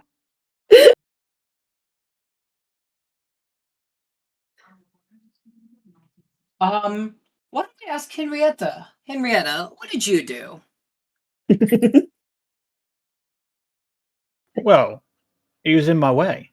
God, who's dead? Who died? No one no died. one. I He had managed, friends. I Although managed he to is very de-escalate the scared of me now. situation, He's so scared of me. But I don't think we should go back to that place anytime soon. I feel like that would be dangerous for someone. No, I think we've got a long conversation and some very in-depth plans to make before we go back into there. And then when we're ready, we will go back into there and we're going to fix everything. But we'll talk about that later. I want ice cream first. Oh, Elowen, are you also planning on building a competing brothel for that business? One that actually treats the workers better? Kinda. Yeah, we're going to call it the blueprints. Kinda. Did you say blueprints as in like the schematics for a design? Or blueprints as in like the famous son of a king. bard, but he's blue? See, it's both. Yeah, both. The sign's going to be like a blue piece of paper with a grid on it, and there's going to be a drawing of a prince on it. That's kind of a double entendre. I like that. That is really good marketing. I mean, we do have a little paw, so if we do want to get into the marketable plushie area, we always have a mascot. Everyone's going to start poking Little Paw in the side of the head. Hey, are you awake yet? Little Paw, you come to with a horrible pounding hangover and being poked in the side of the head repeatedly. Yeah. I think you almost spoke basic. Not basic. What is it? Thanks.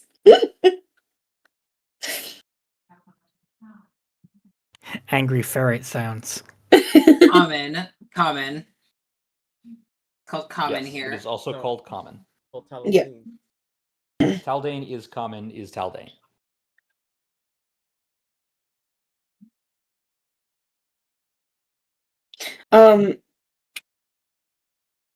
Little Pod, do you want some ice cream? Happy ferret sounds.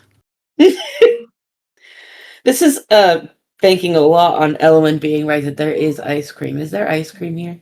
There is, in There fact, is, ice in cream fact, ice and cream. funnel cakes and elephant ears. And Baxter recommends probably a not lot to of get, treats that are anachronistic, but I don't care. Baxter, as we're walking to the food area, Baxter recommends don't get the elephant ears. They don't know how to cook them. Everyone I've gotten so far has been burnt. And also pies. So many pies. Oh my gosh, I cannot talk about the pies any much longer. Oh my Baxter, gosh. who are you talking to? It's almost like you're having a conversation with somebody, but there's nobody there. No, Baxter's kind of like just word vomiting to you guys about the experience, the traumatic experience he had with the pie bakers. And then Hen's going to say, it's his own fault. The elephant ears I had were perfect. I gave them honest critique. If they are not able to handle the critique, then they shouldn't be baking. It's as simple as that. How do you get better? You critique their craft. Elephant ear. It's like a puffed pastry with cream inside. It's weird. It's just the Oh. shape. It's not actually made of elephant. Oh, that's unfortunate. Oh, it was actually going to be meat. No, they've got other types of meat there, though. I wonder if Pies, they got meat on a ribs. stick, street meat, all sorts of meat. Corn dogs. What about dogs? They're not made of actual dogs, I don't think. I'm They aware. might be It was here. it was a It might be. They might be here, actually. Baxter thinks about that for a second. Because he knows the process of how corn dogs are made. Because yes, and he thinks for a minute. He's like, they don't really have. I haven't seen too many pork animals. So, and the sausage bit is made from like he's just rambling to himself at this point about the possibility of there being actual non farm animals in the corn dogs, and he shudders at the thought. You know very well that the sausage is generally made of whatever meat is handy. Exactly, make which the is why, sausage. which is why he shudders at the thought of and will not be ordering corn dogs. Like, this is not Vienna sausage 100% all beef hot dogs here. This is whatever was handy. Yep. It's wolf sausage. Could say it might be a dream corn dog. Anyways, ice cream, right? Yes, I know. I saw. Yeah, you guys are talking a lot about meat and baking for me saying ice cream. We were talking about the food tent, to be fair. Yeah. Yeah, the food tent is all in one. All the food tents are right over here on the map.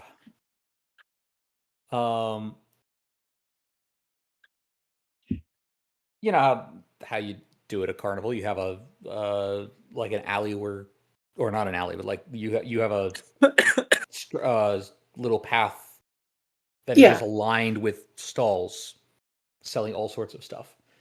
Nothing permanent. Like the biggest thing here is somebody who's making food off the back of a wagon.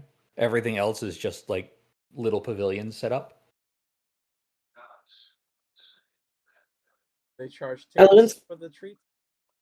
Oh yeah, that's a good question. You can indeed pay with tickets. Little Pod, do you want a kitty size or a big size? Big. Are you gonna eat it all? Uh-huh. Are you sure? Uh-huh. I'm gonna be sad if you don't eat it all. You know, Uh-huh. I think time we taught Little Paw about how hangovers brain freeze. Let's buy up all the ice cream. Pulls up 150. I'm down. Baxter's gonna be like, no, we can't do that. That's gonna be a waste of ice cream. I'll eat it. We'll eat it. That is 1.5 gold worth of ice cream. It is doubtful they have that much ice cream at the carnival. We are, you know like the math problems when you're a kid where it's like little Sally has 5 ice creams and she buys 8 more. How many does she have now? That's us. We are little Sally. A lot more than 8. Because, like ice cream is like a treat, so it's a little pricier, but like we're talking like 5 tickets pricey, not 150. Well, now we have 150. Hopefully, let's see if we can get a freezer or something. Mind you, guys, that's 30 things. That's 30 ice cream cones. Good. It's just milk. Car can put away that much. Right. It's gonna melt. Worst comes to worst, we put it in a big cup and we'll drink it. Baxter is gonna go look for. Is going to take the initiative and buy 5 things of ice cream with his tickets. Okay, that will cost you 25 tickets. Indeed. Oh no, apparently, hang on. So how much ice cream is left? Oh, that's for the recipe. Hang on, I gotta check this. Okay. You're not buying more ice cream. I said I was buying 150 tickets worth. I want to know how much of that they're actually.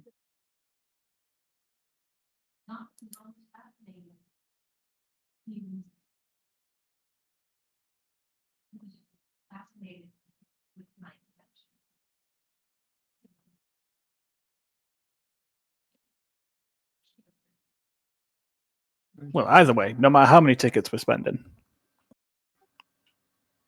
What's this thing about a revolution? Oh, that's a private conversation. So yeah, 5 things of ice cream will be 25 copper. Yep, I already did it. Or 25 tickets, rather. Yep. Baxter comes back, meticulously holding in his paws 5 things of ice cream. As he hands one out to each person.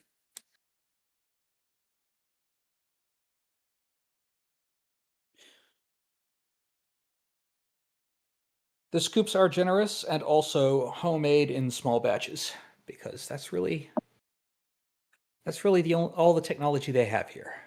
Yes, they can't mass produce Never mind. Can't say that. The cover. It's possible that they have a magical ice cream maker, but even that is only going to produce like 1 batch of ice cream at a time. Yeah. You also got to think about how they store it and contain it and all that stuff. Yeah. But yeah, as we're all enjoying our ice cream, Ice cream's Baxter, ice cream's They not that have good. a freezer that's basically a metal box with a cold spell on it. yeah. I've had Embryl and Oberey's ice cream before, and it was much better. Baxter tries the ice cream. He Yeah, it's good homemade vanilla ice cream. This is good. This is how you make a good ice cream. I do say so myself. Excellent ice cream. Compliments to the chef. As he continues eating it with his absurdly long dog tongue. Is an ice cream maker called a chef? Ellen's gonna go to the the person at the stall and be like, hey, what do you call an ice cream maker? Are they called a chef? No, the chef is the one who makes the food. The ice What cream is it? maker is just the ice cream maker. There's no word for it? No, Ice cream maker. it makes ice cream. No, I mean the person who makes the ice cream. The chef. Is that Okay, person wait. called a chef? Well, a chef is a word used for anybody who makes food. Oh, Anyone who cooks up the food is a chef. but no, because people who bake are called bakers. Well, they can be both, but yeah. But that's like a specialization. Hmm. I don't know. You're confusing me now. Elowen gives her like a suspicious look. They turn to the person in the next stall who's selling rat on a stick, saying, "Mabel, are bakers also chefs?"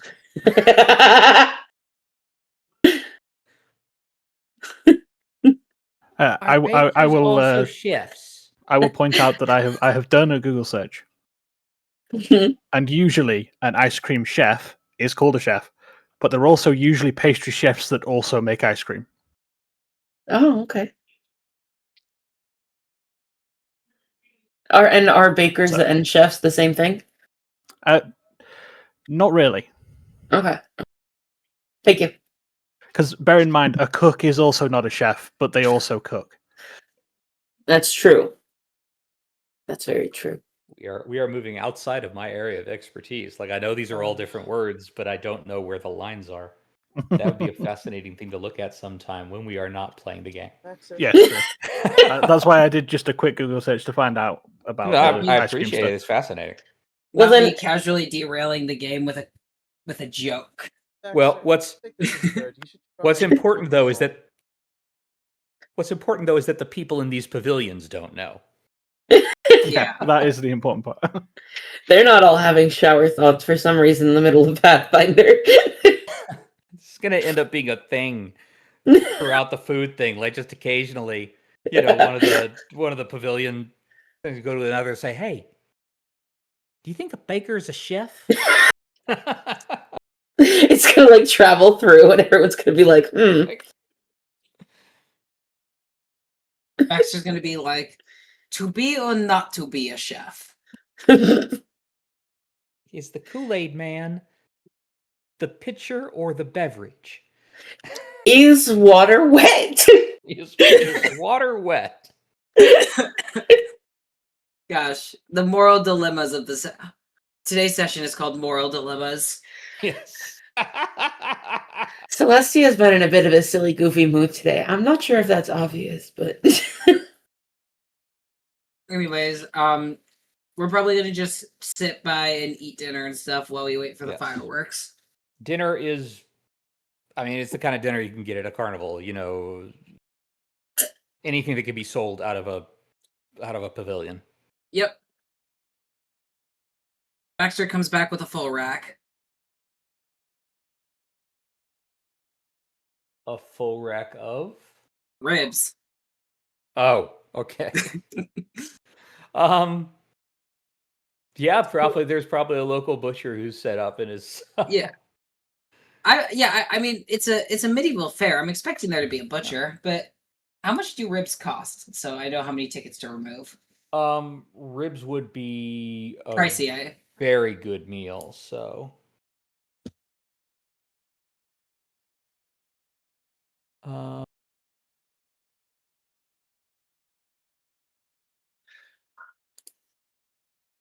Thing is, I know there are guides for. Here we go.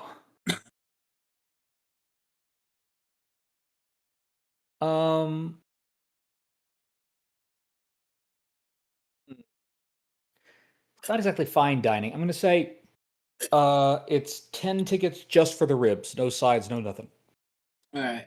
Baxter's gonna, and that's enough for one person of ribs, right? That's enough for like, actually, that'd probably be enough for like a half rack of ribs. So yeah, one person. Okay. Baxter will get a full rack, which is gonna be 2. So So 20 tickets. Yep. 175 tickets remaining. As he comes back and he says, "Dinner is served." As he does like a humble little bow and places them on the table. So a full rack of ribs split 5 ways. Yes. Okay. It's not enough to make everyone like full, but it's enough to satiate our hunger until we get to the tavern. That plus the ice cream, plus any other snacks you get. Yeah. All right. One thing is that here at the food tents, there's not a whole lot of privacy.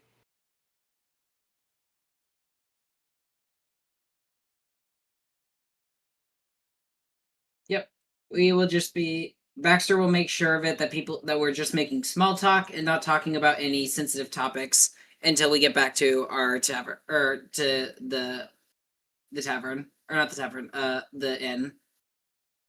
Okay. So yeah, we just small talk our way for about an hour, enjoy the food. Okay. Everybody good with that plan? Small talking for an hour? Or, Elowen, did you want to speak on weightier matters? No. That should be at home in private. Let's just chill. All right. So, an hour later, it's 7 o'clock. It is summertime, so the day lasts a little bit longer, but you are basically in Twilight now. The time, not the vampire series. Damn, I was literally just about to start singing the Paramore song.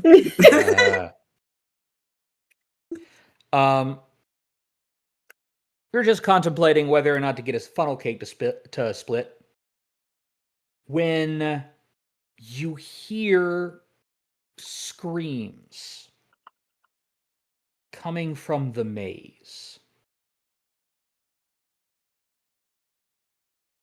Are these like joyous screams or terrified screams? No, these are the terrified ones, and there's enough people screaming that that you can hear it. Like the maze is all the way over here. Yeah.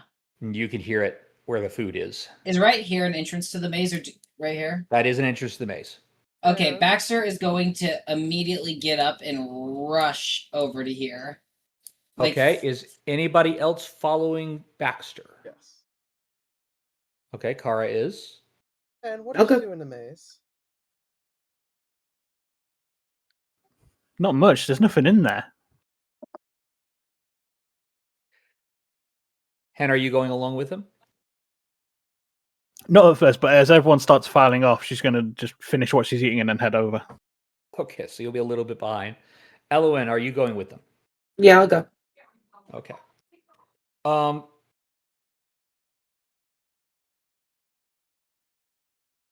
As you reach the entrance to the maze, the people are screaming, they're panicked, there is clearly hysteria. One of them clings to one of the carnies, said, You've got to stop him, he's killing everybody.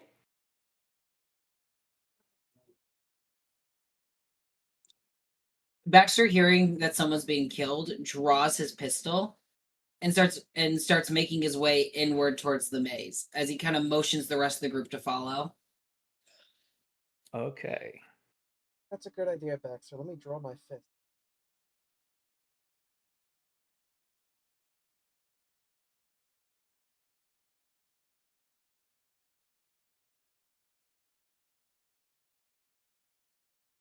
Is there a battle map coming? There is. Ooh. But first there's going to be a little bit of description. Okay. Because it doesn't take long. You enter the maze and make one turn. Actually, I don't think you specifically said you're entering the maze. Are you entering the maze? Yeah. Okay. Yeah, I said I draw my weapon and I enter the maze. Okay. Kara, are you also entering? Ella, are you entering? Yeah. Okay. Little pause going with you. And Verona. Hen, yes, Verona's going with you. Hen, you will get to decide whether or not you are entering in 2 rounds when you catch up, okay? Yeah, sure. Okay. Also, check Telegram. Yes, I did. I think I responded, didn't I?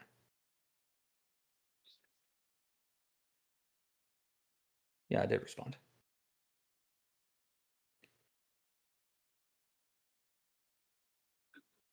Okay, let me get this set up real quick. And meanwhile, I will tell you what you see. As you turn the corner, and the maze, again, is not actually ice. It is mirrors with paper mache. But you notice, you notice that it's a lot colder than it was in here.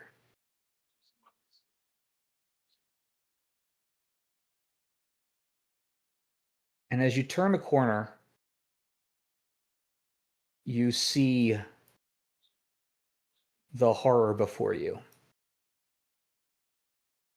As there is an absolutely bloody, savaged corpse. So completely savage that you can't even entirely tell what species or gender it was. Like there, it's absolutely mangled. And standing over it, blood dripping from his jaws and from the edge of the giant axe he wields is none other than somebody who's going to have to wait real quick because the image did not upload like I wanted it to. 1 second.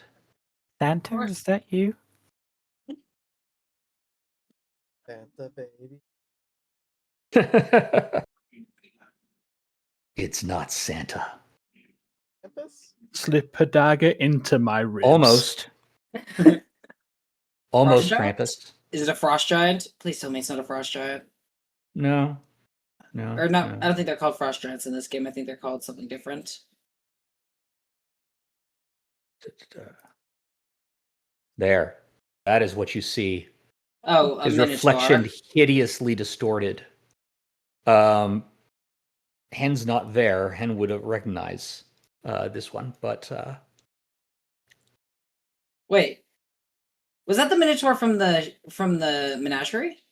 you never actually went to see them, so you don't know. I did go to the menagerie. I was one of the first people in the menagerie. Remember?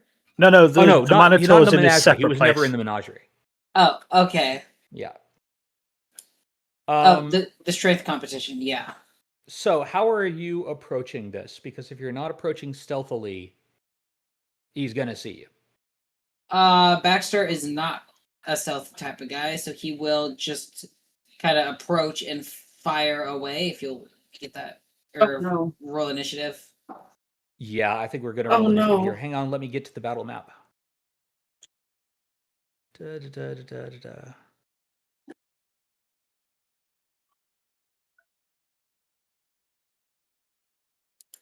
Oh, that's There why we I go. find it from that.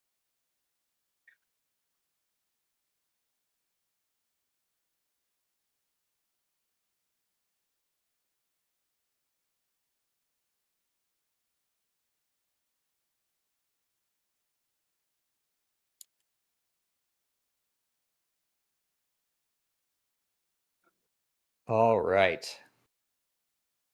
And let's all get in the combat carousel and get ready for some initiative. Because while you're taking aim, he is noticing that you're there. Yep. I will 10 paces and immediately use that to move and load my gun. All right. Or not load, draw my gun. 10. Like, I don't, 10. I don't mean to alarm anybody, but he's got a name. He does. Oh no. None of you know what the name is because you didn't go to see that thing. Only Hen did, and Hen's 2 rounds behind you. But Baxter is going Oh, to no. step in front of Kara because I need a clean shot. okay. You could arrange yourselves however you would at that corner. I just put you there in a clump because it was more convenient. Yeah. I mean, unless Kara wants to move right here, back because I am a ranged fighter. Just I need a clear line of sight. I want to be able to get Verona in if possible. So actually, I can just move her up So so she can go here. Yeah, that's Yeah. about as far forward as I'm going to allow anybody to be Okay. where Verona is. Okay, we're back. Kara's gonna be charging in. Yeah. So Yeah, that's what I want Verona to do too. Little Paw, are you good to roll initiative? Yeah. To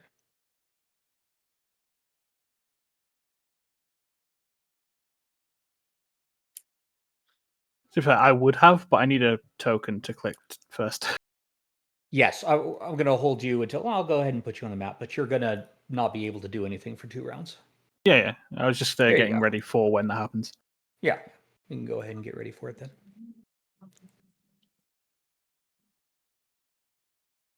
All right. Everybody has rolled. Here we go. Elwyn, you get the drop on everybody. Elwyn and Baxter, you're both going to go before him. okay. Yeah. Let's see. Kara's in the way, so I would have to move forward. What's the penalty to shoot through people? It depends. If that person is arranged where they would give cover, it is a -1. Well, I don't think they're where they're gonna get cover. I think they're just in front of me, so it's up to you. If DM. you are right there, I would allow you to fire over Kara's shoulder or something like that, I think. Okay, then yeah, we will That's do reasonable that. since Kara is an ally. I'm your bipod. Yeah. Also, Yep. since Gretzal is large-sized and towers above all of you. Okay, yeah. Baxter already one sec. I do need to draw the gun, but the gun was drawn because that's part Yes. of my 10 paces. You said you did that outside. Yeah. Yep. You all knew you were running into combat. If you want your weapons to be drawn, they can be drawn.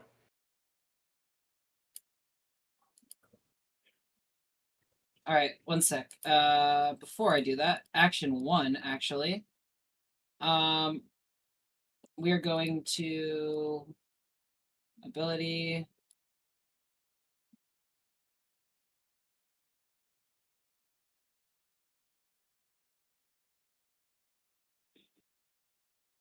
We're going to devise a stratagem for my first action. Okay.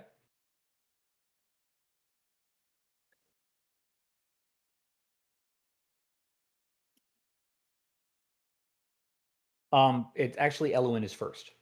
Oh, my bad. Yeah. Oh, we'll just keep Yes, that roll. Elwyn, you go first. Yep, my bad. Baseball. With initiative. Yep. Oh well, I'm zoomed in really far.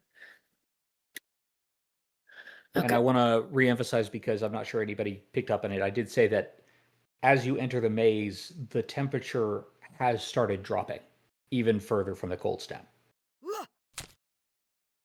Cold. As the phase bolt stutters in and out of reality before smashing into Gradzal the Minotaur.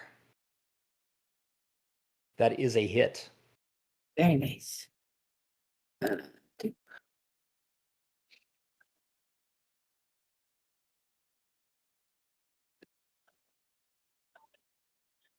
12 points of damage. And then I'm going to give the third action to Verona so she can move forward. Okay, you command Verona. She now gets 2 actions. So she's going to move. She can go that far. Right? Let me see. Hold on. To switch the page. Yeah, she can. And then she got hit.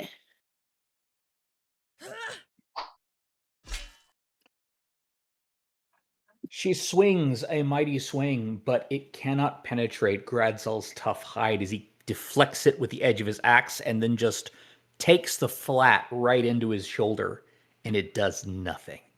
She did her bestest. And he roars. All right. Baxter Bones, it is now your Yep. turn. Now I start my turn with the devise a stratagem, attack stratagem, You do that? Okay. which is the roll for that was a 19. And then that allows me to add my intelligence instead of my dexterity, which is a +2, which adds a 10 to the attack, making it a 29.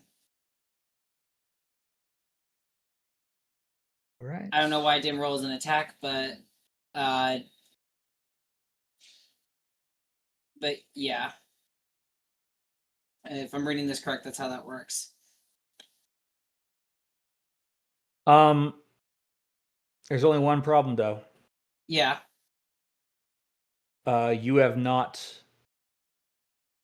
Oh no, you can use it as an action. You can do it for free if it helps an ongoing investigation. Yeah, I'm using that as my action. But you can still spend an action to do it anyways. Okay. Yep. Okay, I was confused. No, yeah. All right, so yes, you have devised a stratagem for an attack stratagem. Yep. Which adds a +10 to that attack, so that would be a 29. And then I'm just gonna do a normal attack roll to roll the damage, okay? Okay. Oh wait, no, oh never mind. It does attack it. Did add the damage. Yeah. Did not mean to move. Alright. And then does that hit? Yep, it does. So we Yes, damage. that does hit. Not quite a critical hit, but pretty darn close as you fire on target. Your bullet whizzing towards the giant minotaur.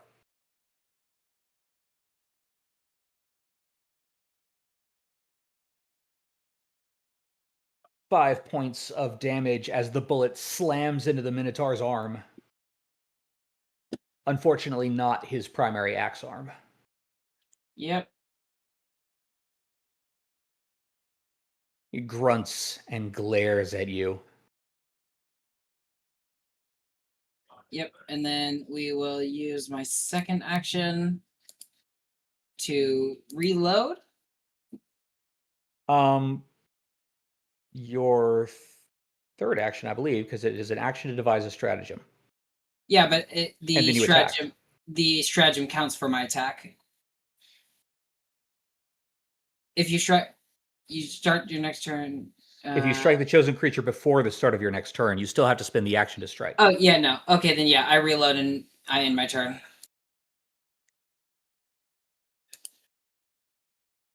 Yeah. All right. Well, he laughs long and low. Finally, I was getting so tired of prey that didn't fight back.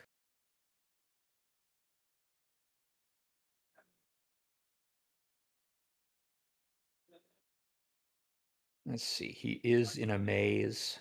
He was going to do a thing, but then Verona jumped right in front of him. So he's just going to be really mean to her and attack with his giant, oversized axe.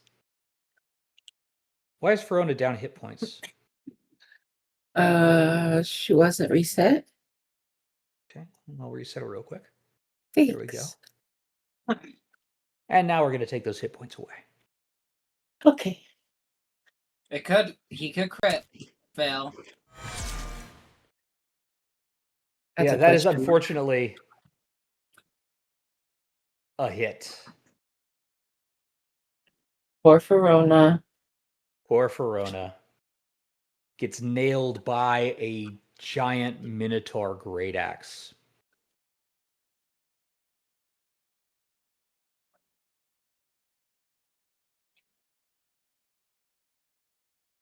And just goes down. Oh, no. Who's next? He yells. And then he uses his powerful charge.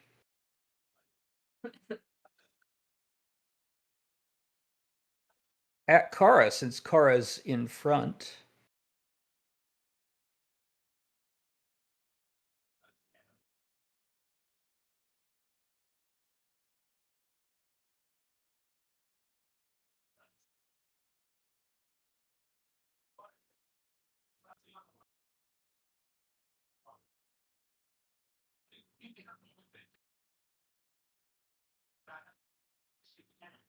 He lowers his head, Kara, his massive horns pointed towards you, and charges at you like a bull, getting quite a lot of speed with his hooves.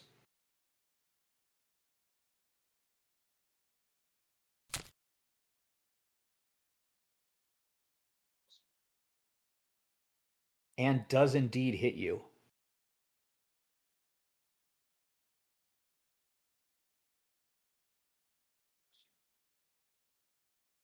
Really, really hard.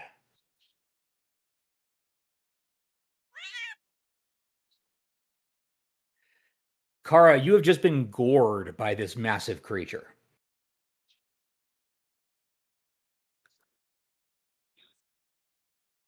All right, Hen's not there yet. Little Paw. Oh, I get to Well, move. you're actually where Elwyn is. Yes. You are I on top thought of Elwyn right now. I missed a round for getting a nat 1 on initiative. Oh, no, that just means you go dead last. Oh, okay. Well, not dead last, because apparently Kara is actually after you. Because they have bonuses. Higher than mine. You're very not dexterous for a monk. I'm not.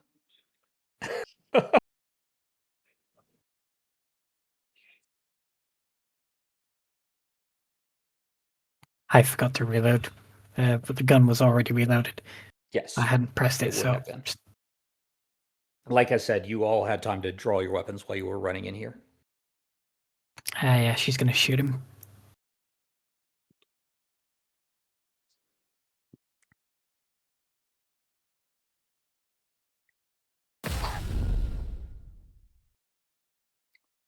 That was a big boom, but unfortunately a miss. I want to remind everybody that you all have 1 hero point. Big bada boom. I am also giving, now that I think about it, You can give us hero points. I should have. Let me fix that. That's 1 action for that, and then I guess I'm spending my other 2 actions reloading.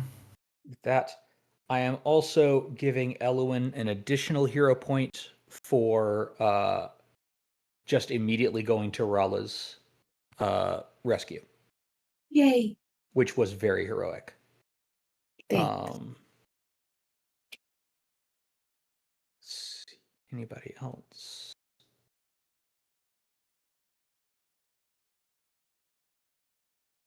I'm giving Hen an extra hero point for being quite foolhardy in standing up to Cavern Blood Eye and 4 orcs, but still very heroic. All right, so Little Paw fires and misses, reloads, and what do you do with your third action, Little Paw? Reload. Oh, I thought your first action was the fire. Mm-hmm. Your My second second action is was to reload. My third action is to reload. Double Double barrel. barrel. Oh, double barrel. Right. The ferret with a double barrel weapon. Kara, it is your turn. That's some big talk for someone with handlebars on there.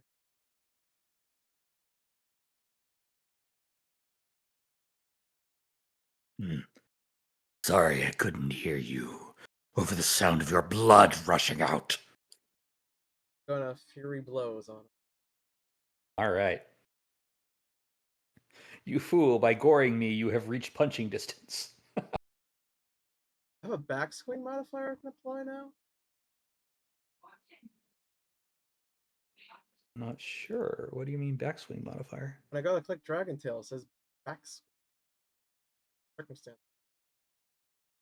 I wonder if that means like when you can attack someone from behind you now, while attacking someone from front, maybe? Let me check it. I'm not sure. Backswing, Look that up and see what that is. Pathfinder 2. Alright. Backswing. You can cause the momentum of your missed attack to lead into your next attack. After missing this weapon on your turn, you get a +1 circumstance bonus to your next attack with the weapon before the end of your turn. Oh, cool. So you don't get that this time. Yep, But if you miss, you get it next time. Yep. And you do miss. according to that sound effect. Yep, So, but because it's a flurry of blows, you yeah, get a you're plus flurrying, 1. so you do this with a +1. Oh, that's a good sound. That's a crit. What damage type does your unarmed attacks do now? Lethal? Well, like what damage type? It's piercing now, right? Yeah, that's right. You said they're piercing. I think they're piercing, not slashing with claws. Claws might be slashing. Hang Well, on. it's my tail that I attack. True.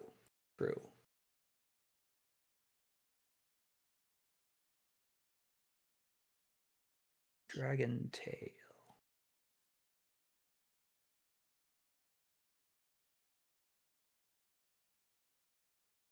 Well, that would mean this would still be bludgeoning, wouldn't it? Yeah, but you changed all that because of the hawk. But that's because of claws, I believe, isn't it? I don't know if you made the scales of my tail like sharp like a dino tail. That all my attacks no longer can be.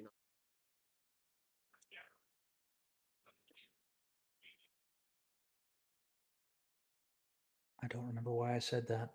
Because the hawk doesn't want me sparing enemies.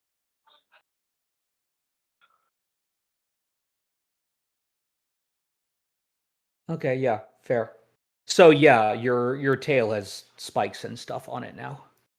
So that is going to be piercing, no slashing damage. And you hit Gredzal so hard that they become fatigued from your slash. When I click critical on this, it says it's acid. Fuck. Because of the damage type that you have. But I thought that should be fire.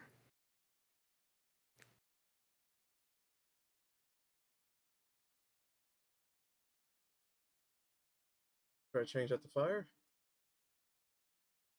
Hang on. Resilience.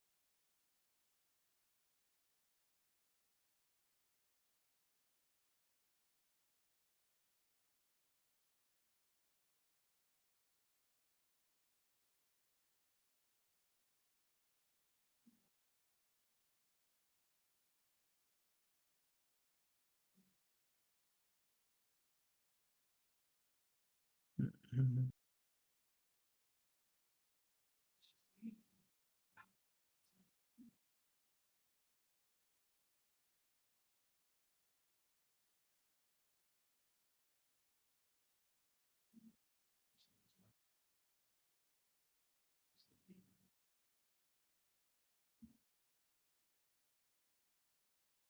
Hang on, I'm reading the entries here. It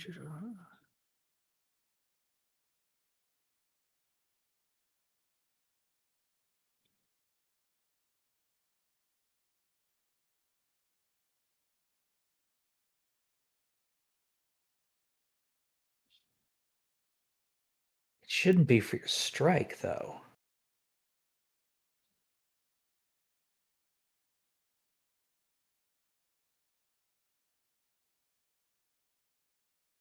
Does it automatically say that it's acid?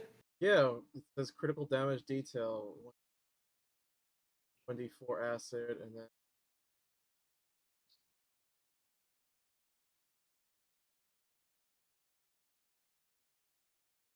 I'll click it through to see what it actually says. It doesn't say anything there, but it says it in the pop-up. That must be an option that you have. Regardless, that is a critical hit, which means you do quite a good chunk of damage to him, and that's just your first action with Flurry of Blows. So that was my second attack. Right. Don't you get 2 attacks with Flurry? Yeah, I did too. Right. Remember, that's what I said. You missed That the was your first. one. Oh. That's just your first action altogether. Oh, so yeah. you now have 2 more actions. Second one, get the penalty. Do I still get the circumstance? Or... You do not. You only get the backswing immediately after a failed attack. So no, you do not get the backswing for this one. However, that is a miss. So if you swing a third time, you will get. Re-roll that critical miss. That is not a natural one, which means you don't get a fumble deck pull for that. Are you sure you want to roll it? There are no penalties for a critical miss in this circumstance. So the last action I'm going to use Draconic Resistance. Okay.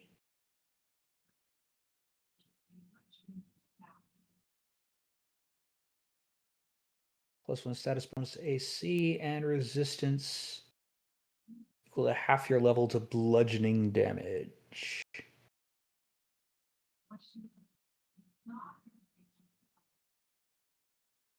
Okay. Nice.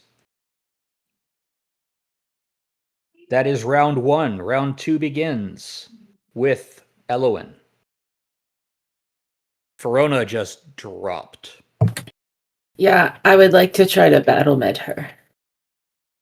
Okay, to battle med her, you need to be next to her. Oh, then I'm gonna try and heal her. Never mind. Okay. Ouch. That is a 2-point healing action, I believe. Or you can 3-point and burst heal, but not for as much. That's true. All my spells have been reset too, right? Yes. Okay. You have all your spells again. Okay. So, oop. Trying to target her.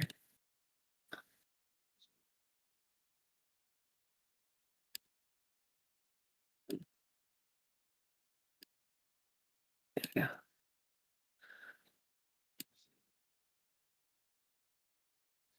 It's so ridiculous now. I'm like, wait, is that real? Yeah. You have a +16 to healing. What? When you use the second, because remember, if you use the 2-action thing, not only do you get range, but you get extra healing on top of that. She's just so cracked. Anyway. No, healers are so much better in Pathfinder than D&D. Yeah, what the heck? Your automatic heal spells that you get for being a cloistered cleric are now up to level 2. That's crazy. Her third action is going to go to Verona to move Verona closer. Okay. Verona has to spend 1 action standing up because she is prone. Okay. And she has 1 more action to play with. Okay, so that would be either moving or attacking. She's so correct. close. And I don't think she has the range to attack. I don't think she does.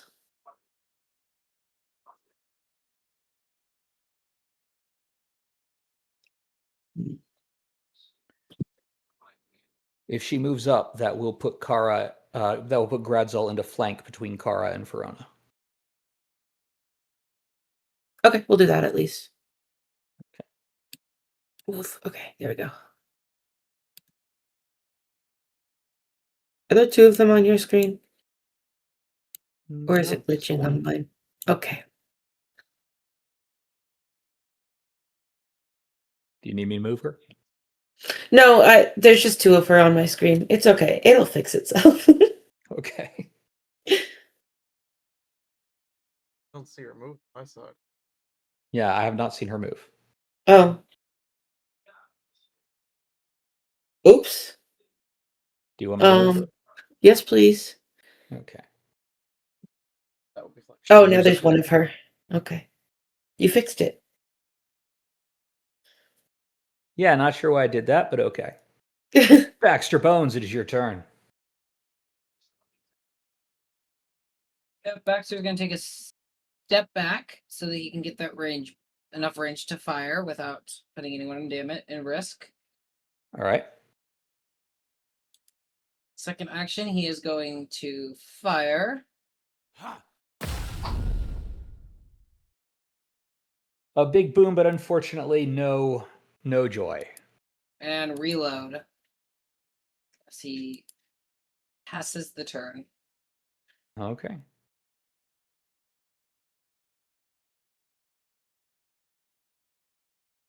So, Elowin, Gradzal looks at you. A healer.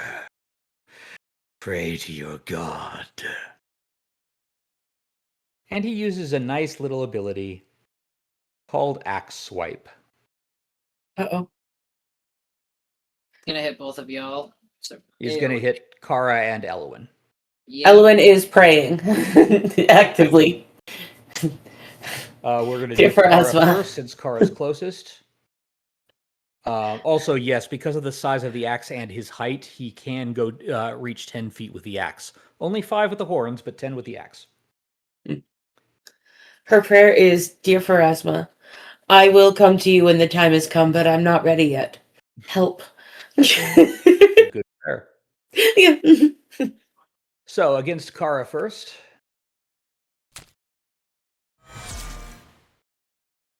Oh, that really sounds like... Ow. Oh, it is not a critical hit. That is just a regular hit because of Draconic Resilience. Draconic Resilience has saved your butt there, Kara. You are still going to take damage, though. Almost max. Not quite max. And because it's not bludgeoning, because it's an axe, you're going to take all of that. Huh. And I did then not one... know. What's that? Didn't know you can grab other people's dice in the thing and then throw them around. Oh, can you? Fun. I know we're all going to do that now. You should not And have then given me against this Elowin. power. That's how I get a free reroll. That is a hit on Elowin, as his axe just slices against Kara, cutting Kara, and then slams into Elowin in the same mighty swing.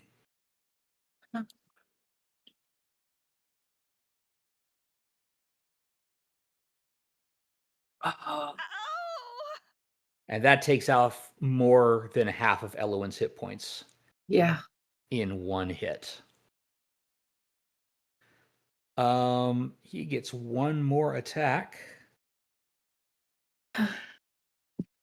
which he is going to refocus on. No, he's going to try to take Fiona down again, or Verona. Sorry, not Fiona. This But is she going to didn't do be anything a that -5 time. penalty. No getting up for you.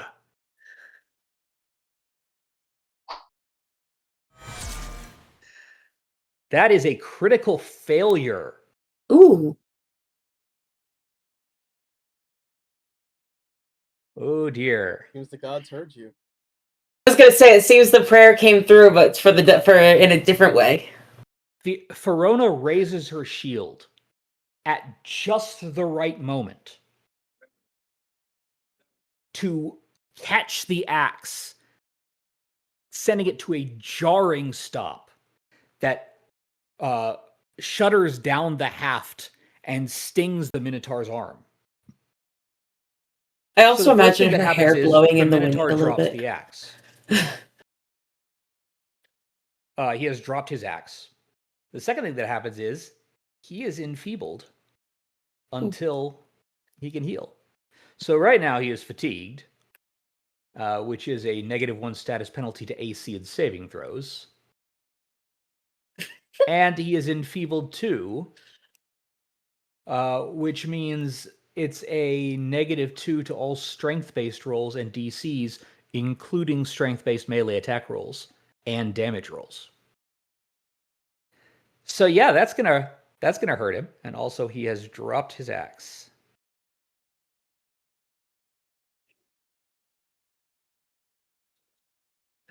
Verona's like, what'd you say about my goddess? Ah! He howls and roars intimidatingly, but he does so without an axe in his hand. And you're still not there. You will arrive on the next turn. Little Paw.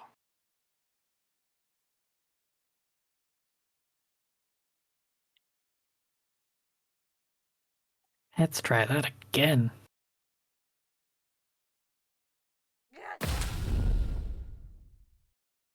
Oh, that's better.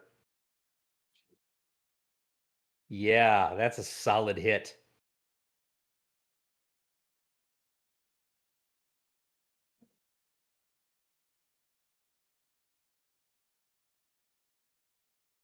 So that's 8 damage.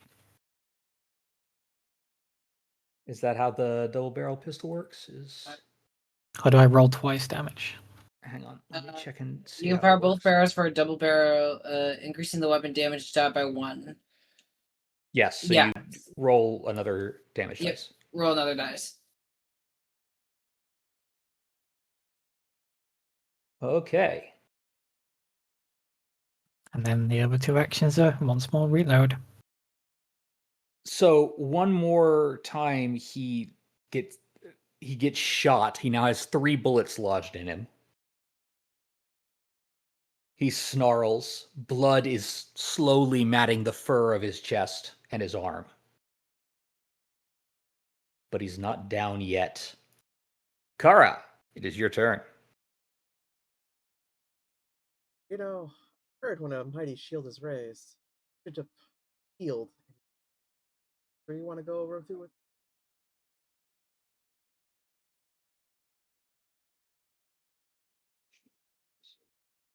Is that going to be your turn? Just asking that question? No, that's her first action. Try to get him to stop fighting us.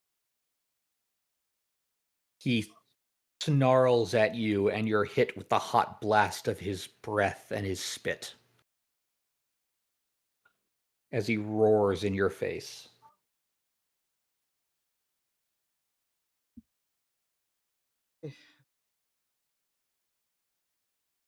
Yep. Screw time.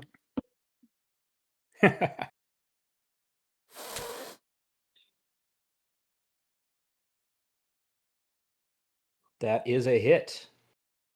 Because he's off guard, because of Verona. And also all the horrible status penalties he's taking right now. As the spikes of your tail slam into him.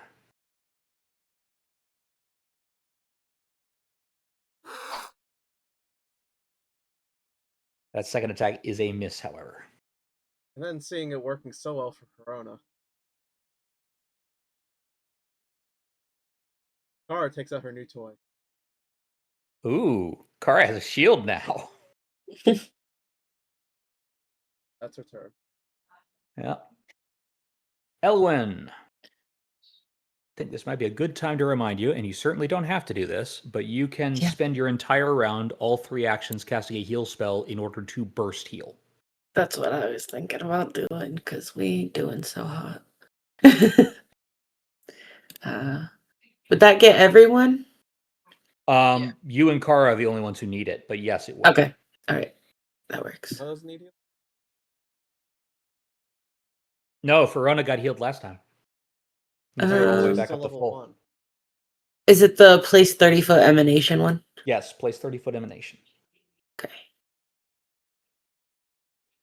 And that should automatically put the template around you, because that's an emanation. Okay. And then roll damage healing? Yes. Okay. Wait, is that going to heal him too? No. No, she can distinguish between people. Apparently that's just going to automatically heal Verona, but that's okay. I can.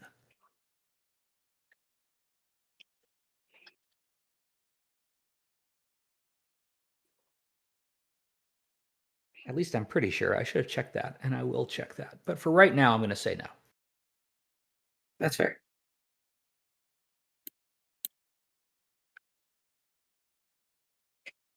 All right. Baxter's about to do something extremely risky. That actually would have healed him, but since I didn't say Uh-oh. that beforehand. In the future, we now know it targets all living and undead creatures in the emanation. Okay, good to know. So it's fantastic when you're fighting undead because it heals your friends and hurts your enemies. Yeah. All right, Baxter's Dax going to do move. something extremely risky. For Action 1, move. Action 2, we're gonna pick up that great axe. Okay, hang on 1 second. Elowen, did you say something? Oh, I just said Verona. Because she's close enough. She Verona could only hit, gets- right? No, because you didn't command her this round. She only gets one action in order to move, and there's But she didn't have to move. Yeah, He's right there. she didn't, so she wouldn't Yeah. get an attack. Yeah. So she wouldn't do anything. Oh, okay. Okay. Yeah, she can't attack unless you command her. Gotcha. That is the Okay. downside of having a minion. So yes, it is Baxter. Okay. Yep. Baxter goes here, and he is going to pick up the great axe before the guy can get it, because you can't hurt us if you can't swing at us. Okay, you now have a large-sized great axe. And with that remaining time, we are going to flee and take the opportunity. Oh, that's great. Dog's got Okay. a bone. There you I go. really She's wanna in give- inventory now. Yep, I I really am wanna give that encumbered, axe to but Little I Paw. am encumbered, but who cares? I pass.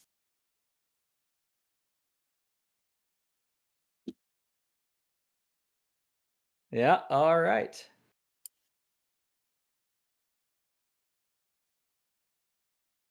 He makes a swipe after Baxter and snarls. And he says, I'm coming for you, little dog. Just as soon as I kill your friends. and he now only has his horns, which means he doesn't have reach anymore. Which means he's just doing a horn attack on Kara.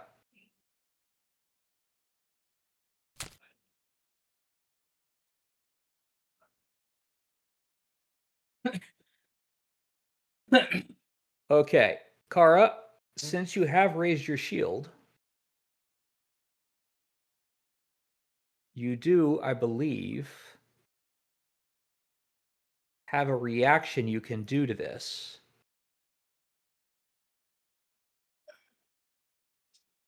Yeah, that is the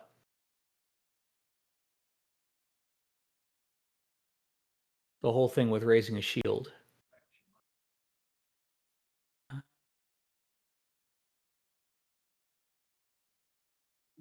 Moment.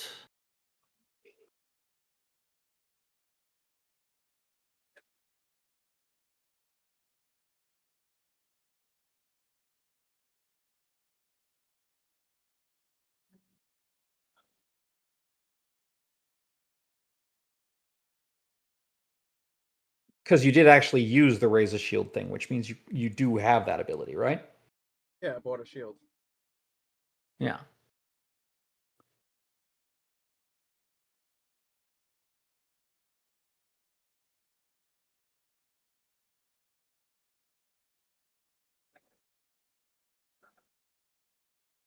When you've raised a shield, you can elicit a circumstance bonus to A's.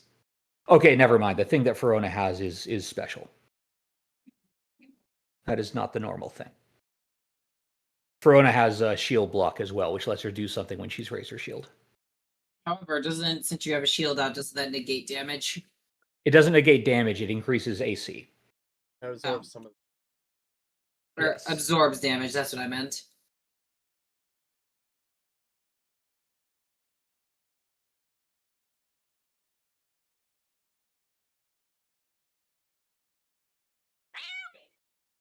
And he is going to attack a second time with his horns, trying to gore you, Kara.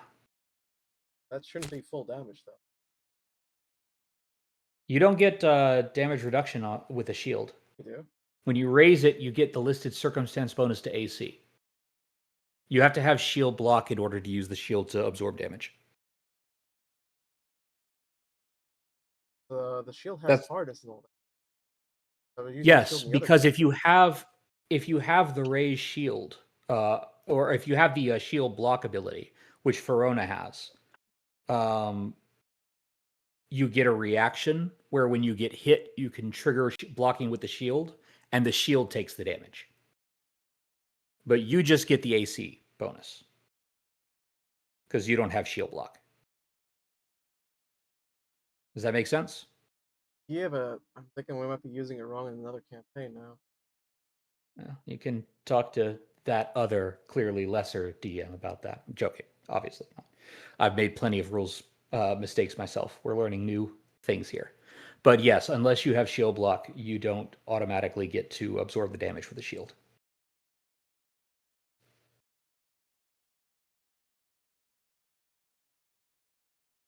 And I think, Kara, that second horn strike does gore you.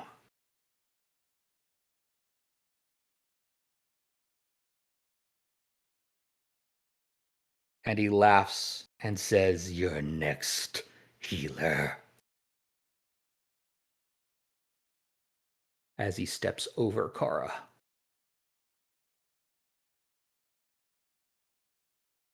Hen, you arrive.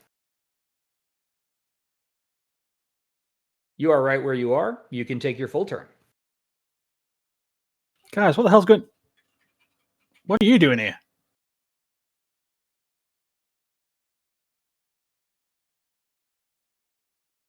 Oh, there's a fight. Yeah. He looks at you, Hen, and says, Come on. Tell me that you don't want to kill all those fucking marks too. I mean, some of them. Not these ones, though. She is going to run up and attempt to essentially run interference by stabbing the guy. okay. Running interference by stabbing the guy.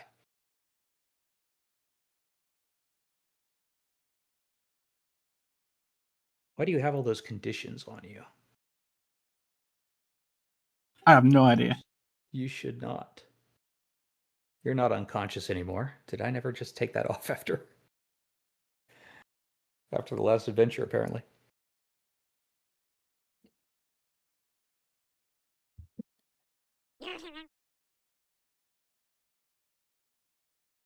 You forgot to target him.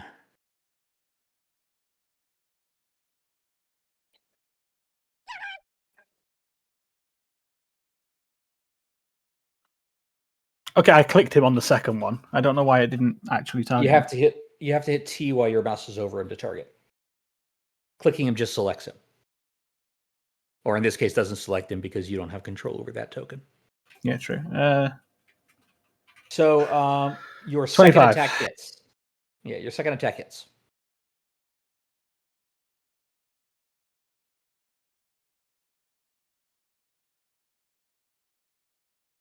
For the highest damage it can. And that's my turn because I Nice. moved. Right.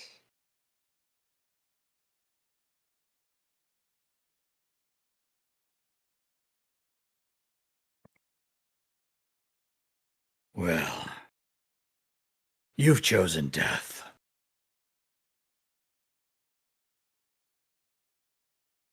Little Paw. You are right up next to him now because you're still in Elwyn Square.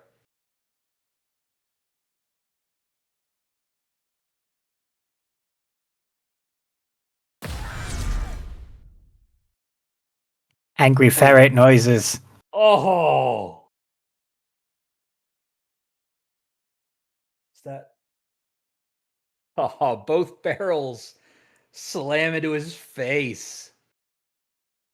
This is piercing. No, I'm sorry. Slam into his chest because you have punctured his lung. Do I click This clear? is one of the nastiest crit possibilities that you can get. He is now suffocating. Yay! I clicked the wrong one thing. I should have clicked critical. And click it again because you hit with both barrels. Or no, I'm sorry. Roll one more dice. So actually you did the right thing. One regular and one critical because you don't get to.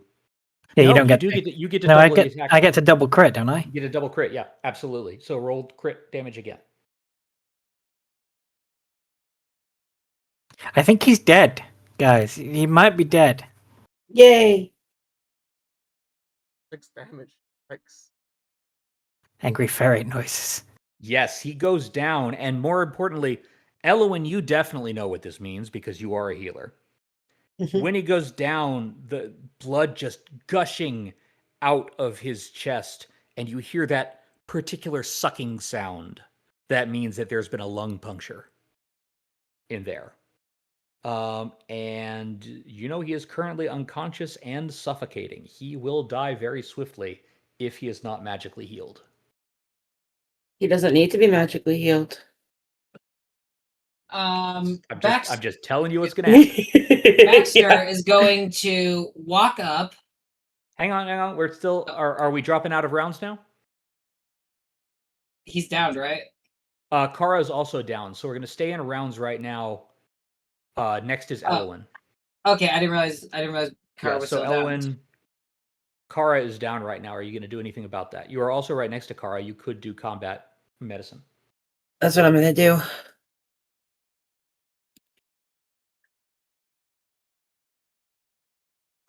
Ooh.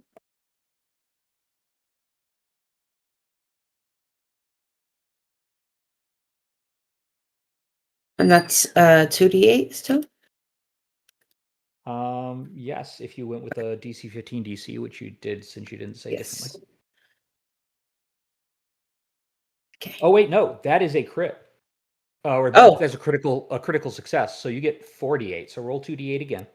Oh, okay. My bad. Yep.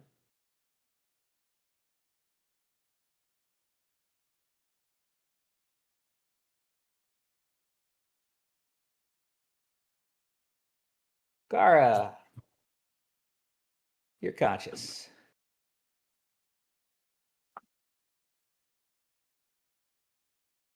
Yeah. I fixed it, you guys. So once Kara's up, we're not in rounds anymore, right? Not unless you want to be. Okay, cool. I kill Gradzal. Hang on. Baxter said that they were doing something first, and they would get the first turn on this. So Baxter, Okay. what are you doing? Baxter is gonna walk up to the guy and be like, I'm gonna move you over to the side real quick so you're not covering him. There you go. There we go. He's gonna walk up to the side of the Minotaur, and the Minotaur's dying, and Baxter's annoyed at the murders, and so Baxter's gonna be like, "Here, I think I should give this back to you," as he slams the great axe into his head. Nice. Yeah, that'll act as a coup de grace. Sorry, Hen. Baxter had the first turn. I'm going to kick Baxter out of the way. Hey, Baxter still gets the turn off first. Yeah, it happens, but Hen's not happy about it. Oh no, hey, you can be not happy. This great axe is making me encumbered. I need to get rid of it. Okay, so you drop the great axe back onto him. Kind of. Yep. It is now in his inventory again. Yes. Where was that? Yeah, because a large great axe is very heavy. Anyways, and then Hen kicks Baxter, and we are out of rounds.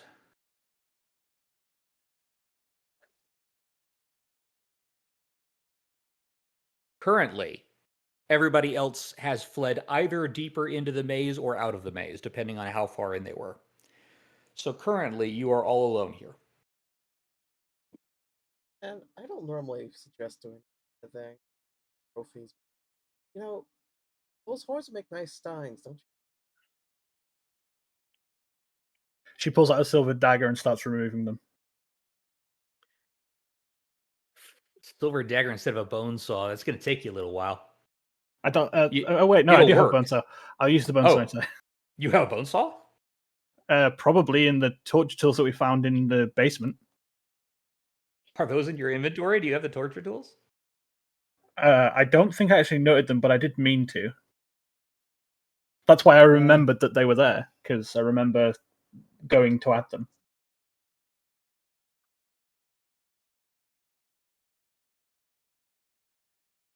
I think I forgot to add them, but I would have picked them up when I picked up the daggers. They were pretty rusty, but then it doesn't matter if they're rusty, just for cutting off a horn. It's not going to be a particularly clean cut, but you can sand it later. Yeah. And he is super, super dead. I would have took the skull, but someone put an axe in it.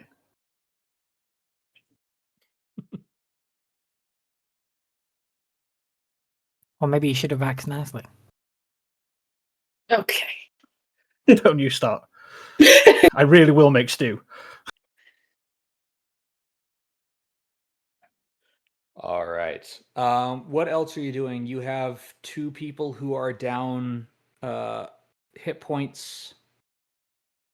Elwyn just a little bit. Kara quite a chunk. I'm gonna search his And body for Verona. You also have Kara and Verona who are wounded until Verona's up to full, so all she needs to do is rest for 10 minutes. But Kara needs to either be healed up to full and then rest for 10 minutes, or have a successful treat wounds done. I have to wait another hour to. No combat. Do I? medicine Oh no, does not yeah, count yeah. as treat wounds. I will treat her wounds then. Okay. Oops. Or will, once that's done, loot the bodies of the leftover. There is basically just the great axe. He did not go back to get his stuff before he busted out of the cage and came over here to start murdering. I think Little Paw could use a great axe. They were able to drink a lot. Sure, Little Paw could even lift that great axe. I am curious. Is there anyone here who might be able to even lift that thing? You can use a wrongly sized weapon, but it is not as easy as it was in 3.5. So what you're saying is Little Paw could use it. I guess technically Little Paw does have the strength for it, but like it would encumber her terribly. It would not be wise. It'd be very unwise. I'm sticking it in party stash for now. Just setting her thing up. This 8-foot tall great axe? How important is okay? Hear me out. Hear me out. How important is encumbrance in the end when she's being carried all the time anyway? It still is going to give her clumsy 1, which affects a lot of stuff. It won't matter really for the movement tried. speed, but encumbrance does make you clumsy. I tried so hard. I know. You just want somebody who can swing the great axe from your head. No, I just want someone so tiny to have something so big. All right. That is again a critical hit, so roll 4d8 healing to Kara. Oh, okay.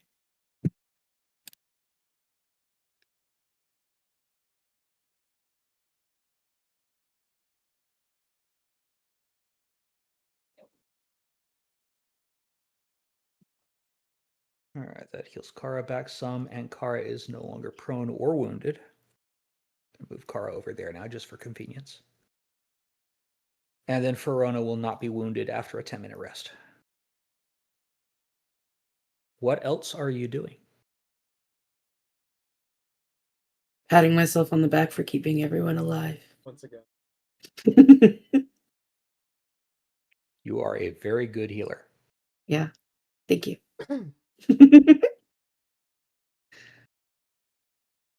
Oh, Hen, did you know this guy?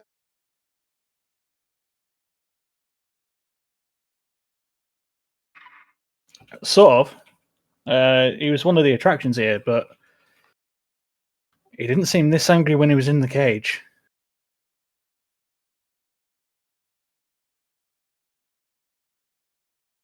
Go berserk.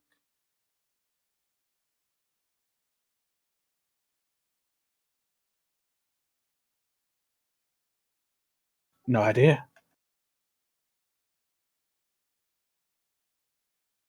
Geez, we have an investigation to do then. Speaking of investigations, can I investigate the body for any like puncture marks or anything like that from, or like take a actually no, I don't think blood samples exist back in this time period. Not without a lot of magic. Yeah, There are magical you're a apparatuses vampire. that can analyze blood, but I wouldn't be able to. He's so cut up and shot and stuff. Would I be able to like look at his eyes and stuff and see if maybe like I could figure out something like maybe he was poisoned or something like that, or a hallucinogen or something of this nature? go and roll me a medicine. And with a this, check. would I be able to add pursuing the lead because this is now a case? So the case that you're picking up is why did Gradzal start killing people? Yes. Okay, then yes. That'll be my case number 1 for this encounter. Damn. Yeah, you mangled him up really bad. All of you hit him multiple times. He's got 3 bullets in him now. I'm sorry, 5 bullets in him now. And as you're doing that, as you are checking the body, a very curious thing happens. A fox, an ordinary mundane fox, runs into the maze and sits down right about there, looking at your party. And you notice it has a rolled up parchment tied in a ribbon around its neck. I want it to be my friend. Friend of yours, Little Paw? No.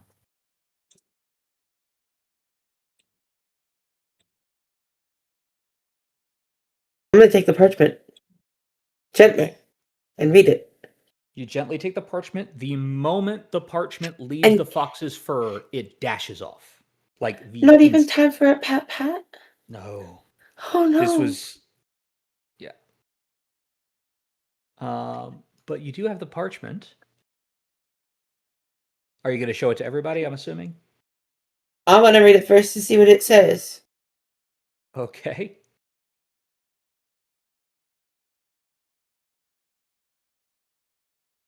There it is for you, and tell me when you show that to others. They all did see you take the parchment, so they all know you have it. Yeah, they can read it now. Hey.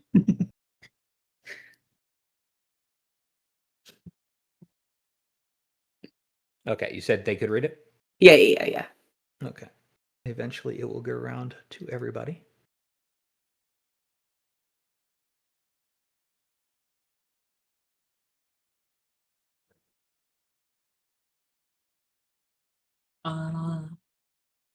Okay, in character, Baxter would be able to read this, but out of character, I can't read cursive. That's why I put it in the caption below. Someone, Hen's going to ask Elowin to read it out loud. There's a caption? Because Hen There can't should read. be. Did it not show the whole caption? No, I can't just read it out loud. Oh, this is because, okay. We're going to do that. Technically, I could have read We're it, but I also closed going it to before give I knew about the everybody caption. Observer. So. There we go. Now you should be able to see the caption. Sorry about that. No. No? Just the paper. Yep, still no caption. Okay, fine. I will read it. It is written in Taldane, the common tongue. It reads, Hail champions! A bleak and bitter frost has fallen across the forest, and I fear it has reached even into the hearts of my people. Aided by agents of an ancient evil, they are about to visit such destruction upon the people of your community as has only been seen in nightmares. If you would aid me in combating these villains, please come swiftly to the grove beyond the west entrance of the carnival. Do not be startled by my appearance. Sintira. Little Paw, you immediately feel, first of all, fear the moment when you read, a bleak and bitter frost has fallen across the forest, and I fear it has reached even into the hearts of my people. So that's when you feel fear. And then when the signature Sintira is seen, you feel a sort of desperate need for help. As if Sintira is someone that you need their help. Okay?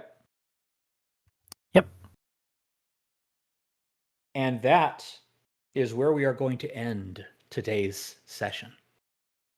With a dead minotaur at your feet and a mysterious note by someone named Sintira. I'm going there. I would hope everybody does. I'm gonna go there. No, you know what? Nah. And stand back. Hen has heard the call to action and has said nope. No, I've got a base to build, guys. I'm not coming. No. Hen has chosen Refusing to send call the is my call whole to personality action now. to voicemail. Well, I hope everybody had a really fun time. Yeah, Today. no, this was a Yeah. blast. It was. Yeah. Mhm.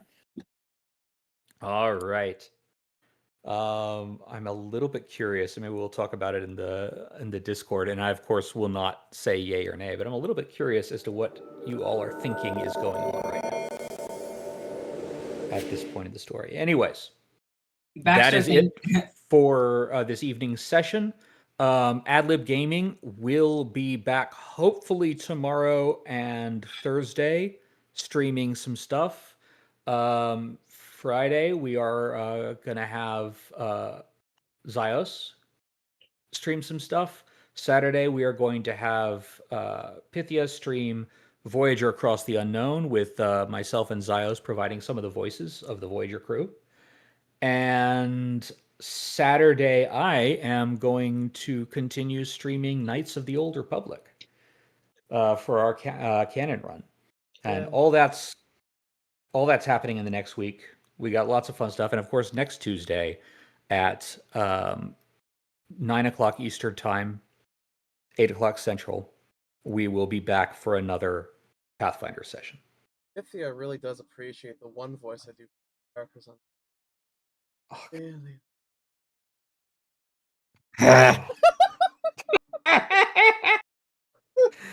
On the other hand, Zyos does a surprisingly good Roxanne Dawson as Balana.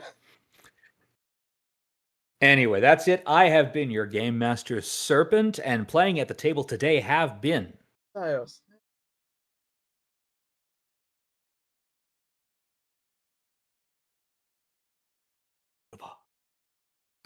Pythia as Little Paw who's going to strangle Zaz. Get over here, I'm gonna kill you. Oh no, inter-party struggle. Rex D as Henrietta. Celestia as Elowen. I And did it Shadow is Baxter Bones. All right, thanks for tuning in. Bye, everybody. Bye. right. Bye. Bye.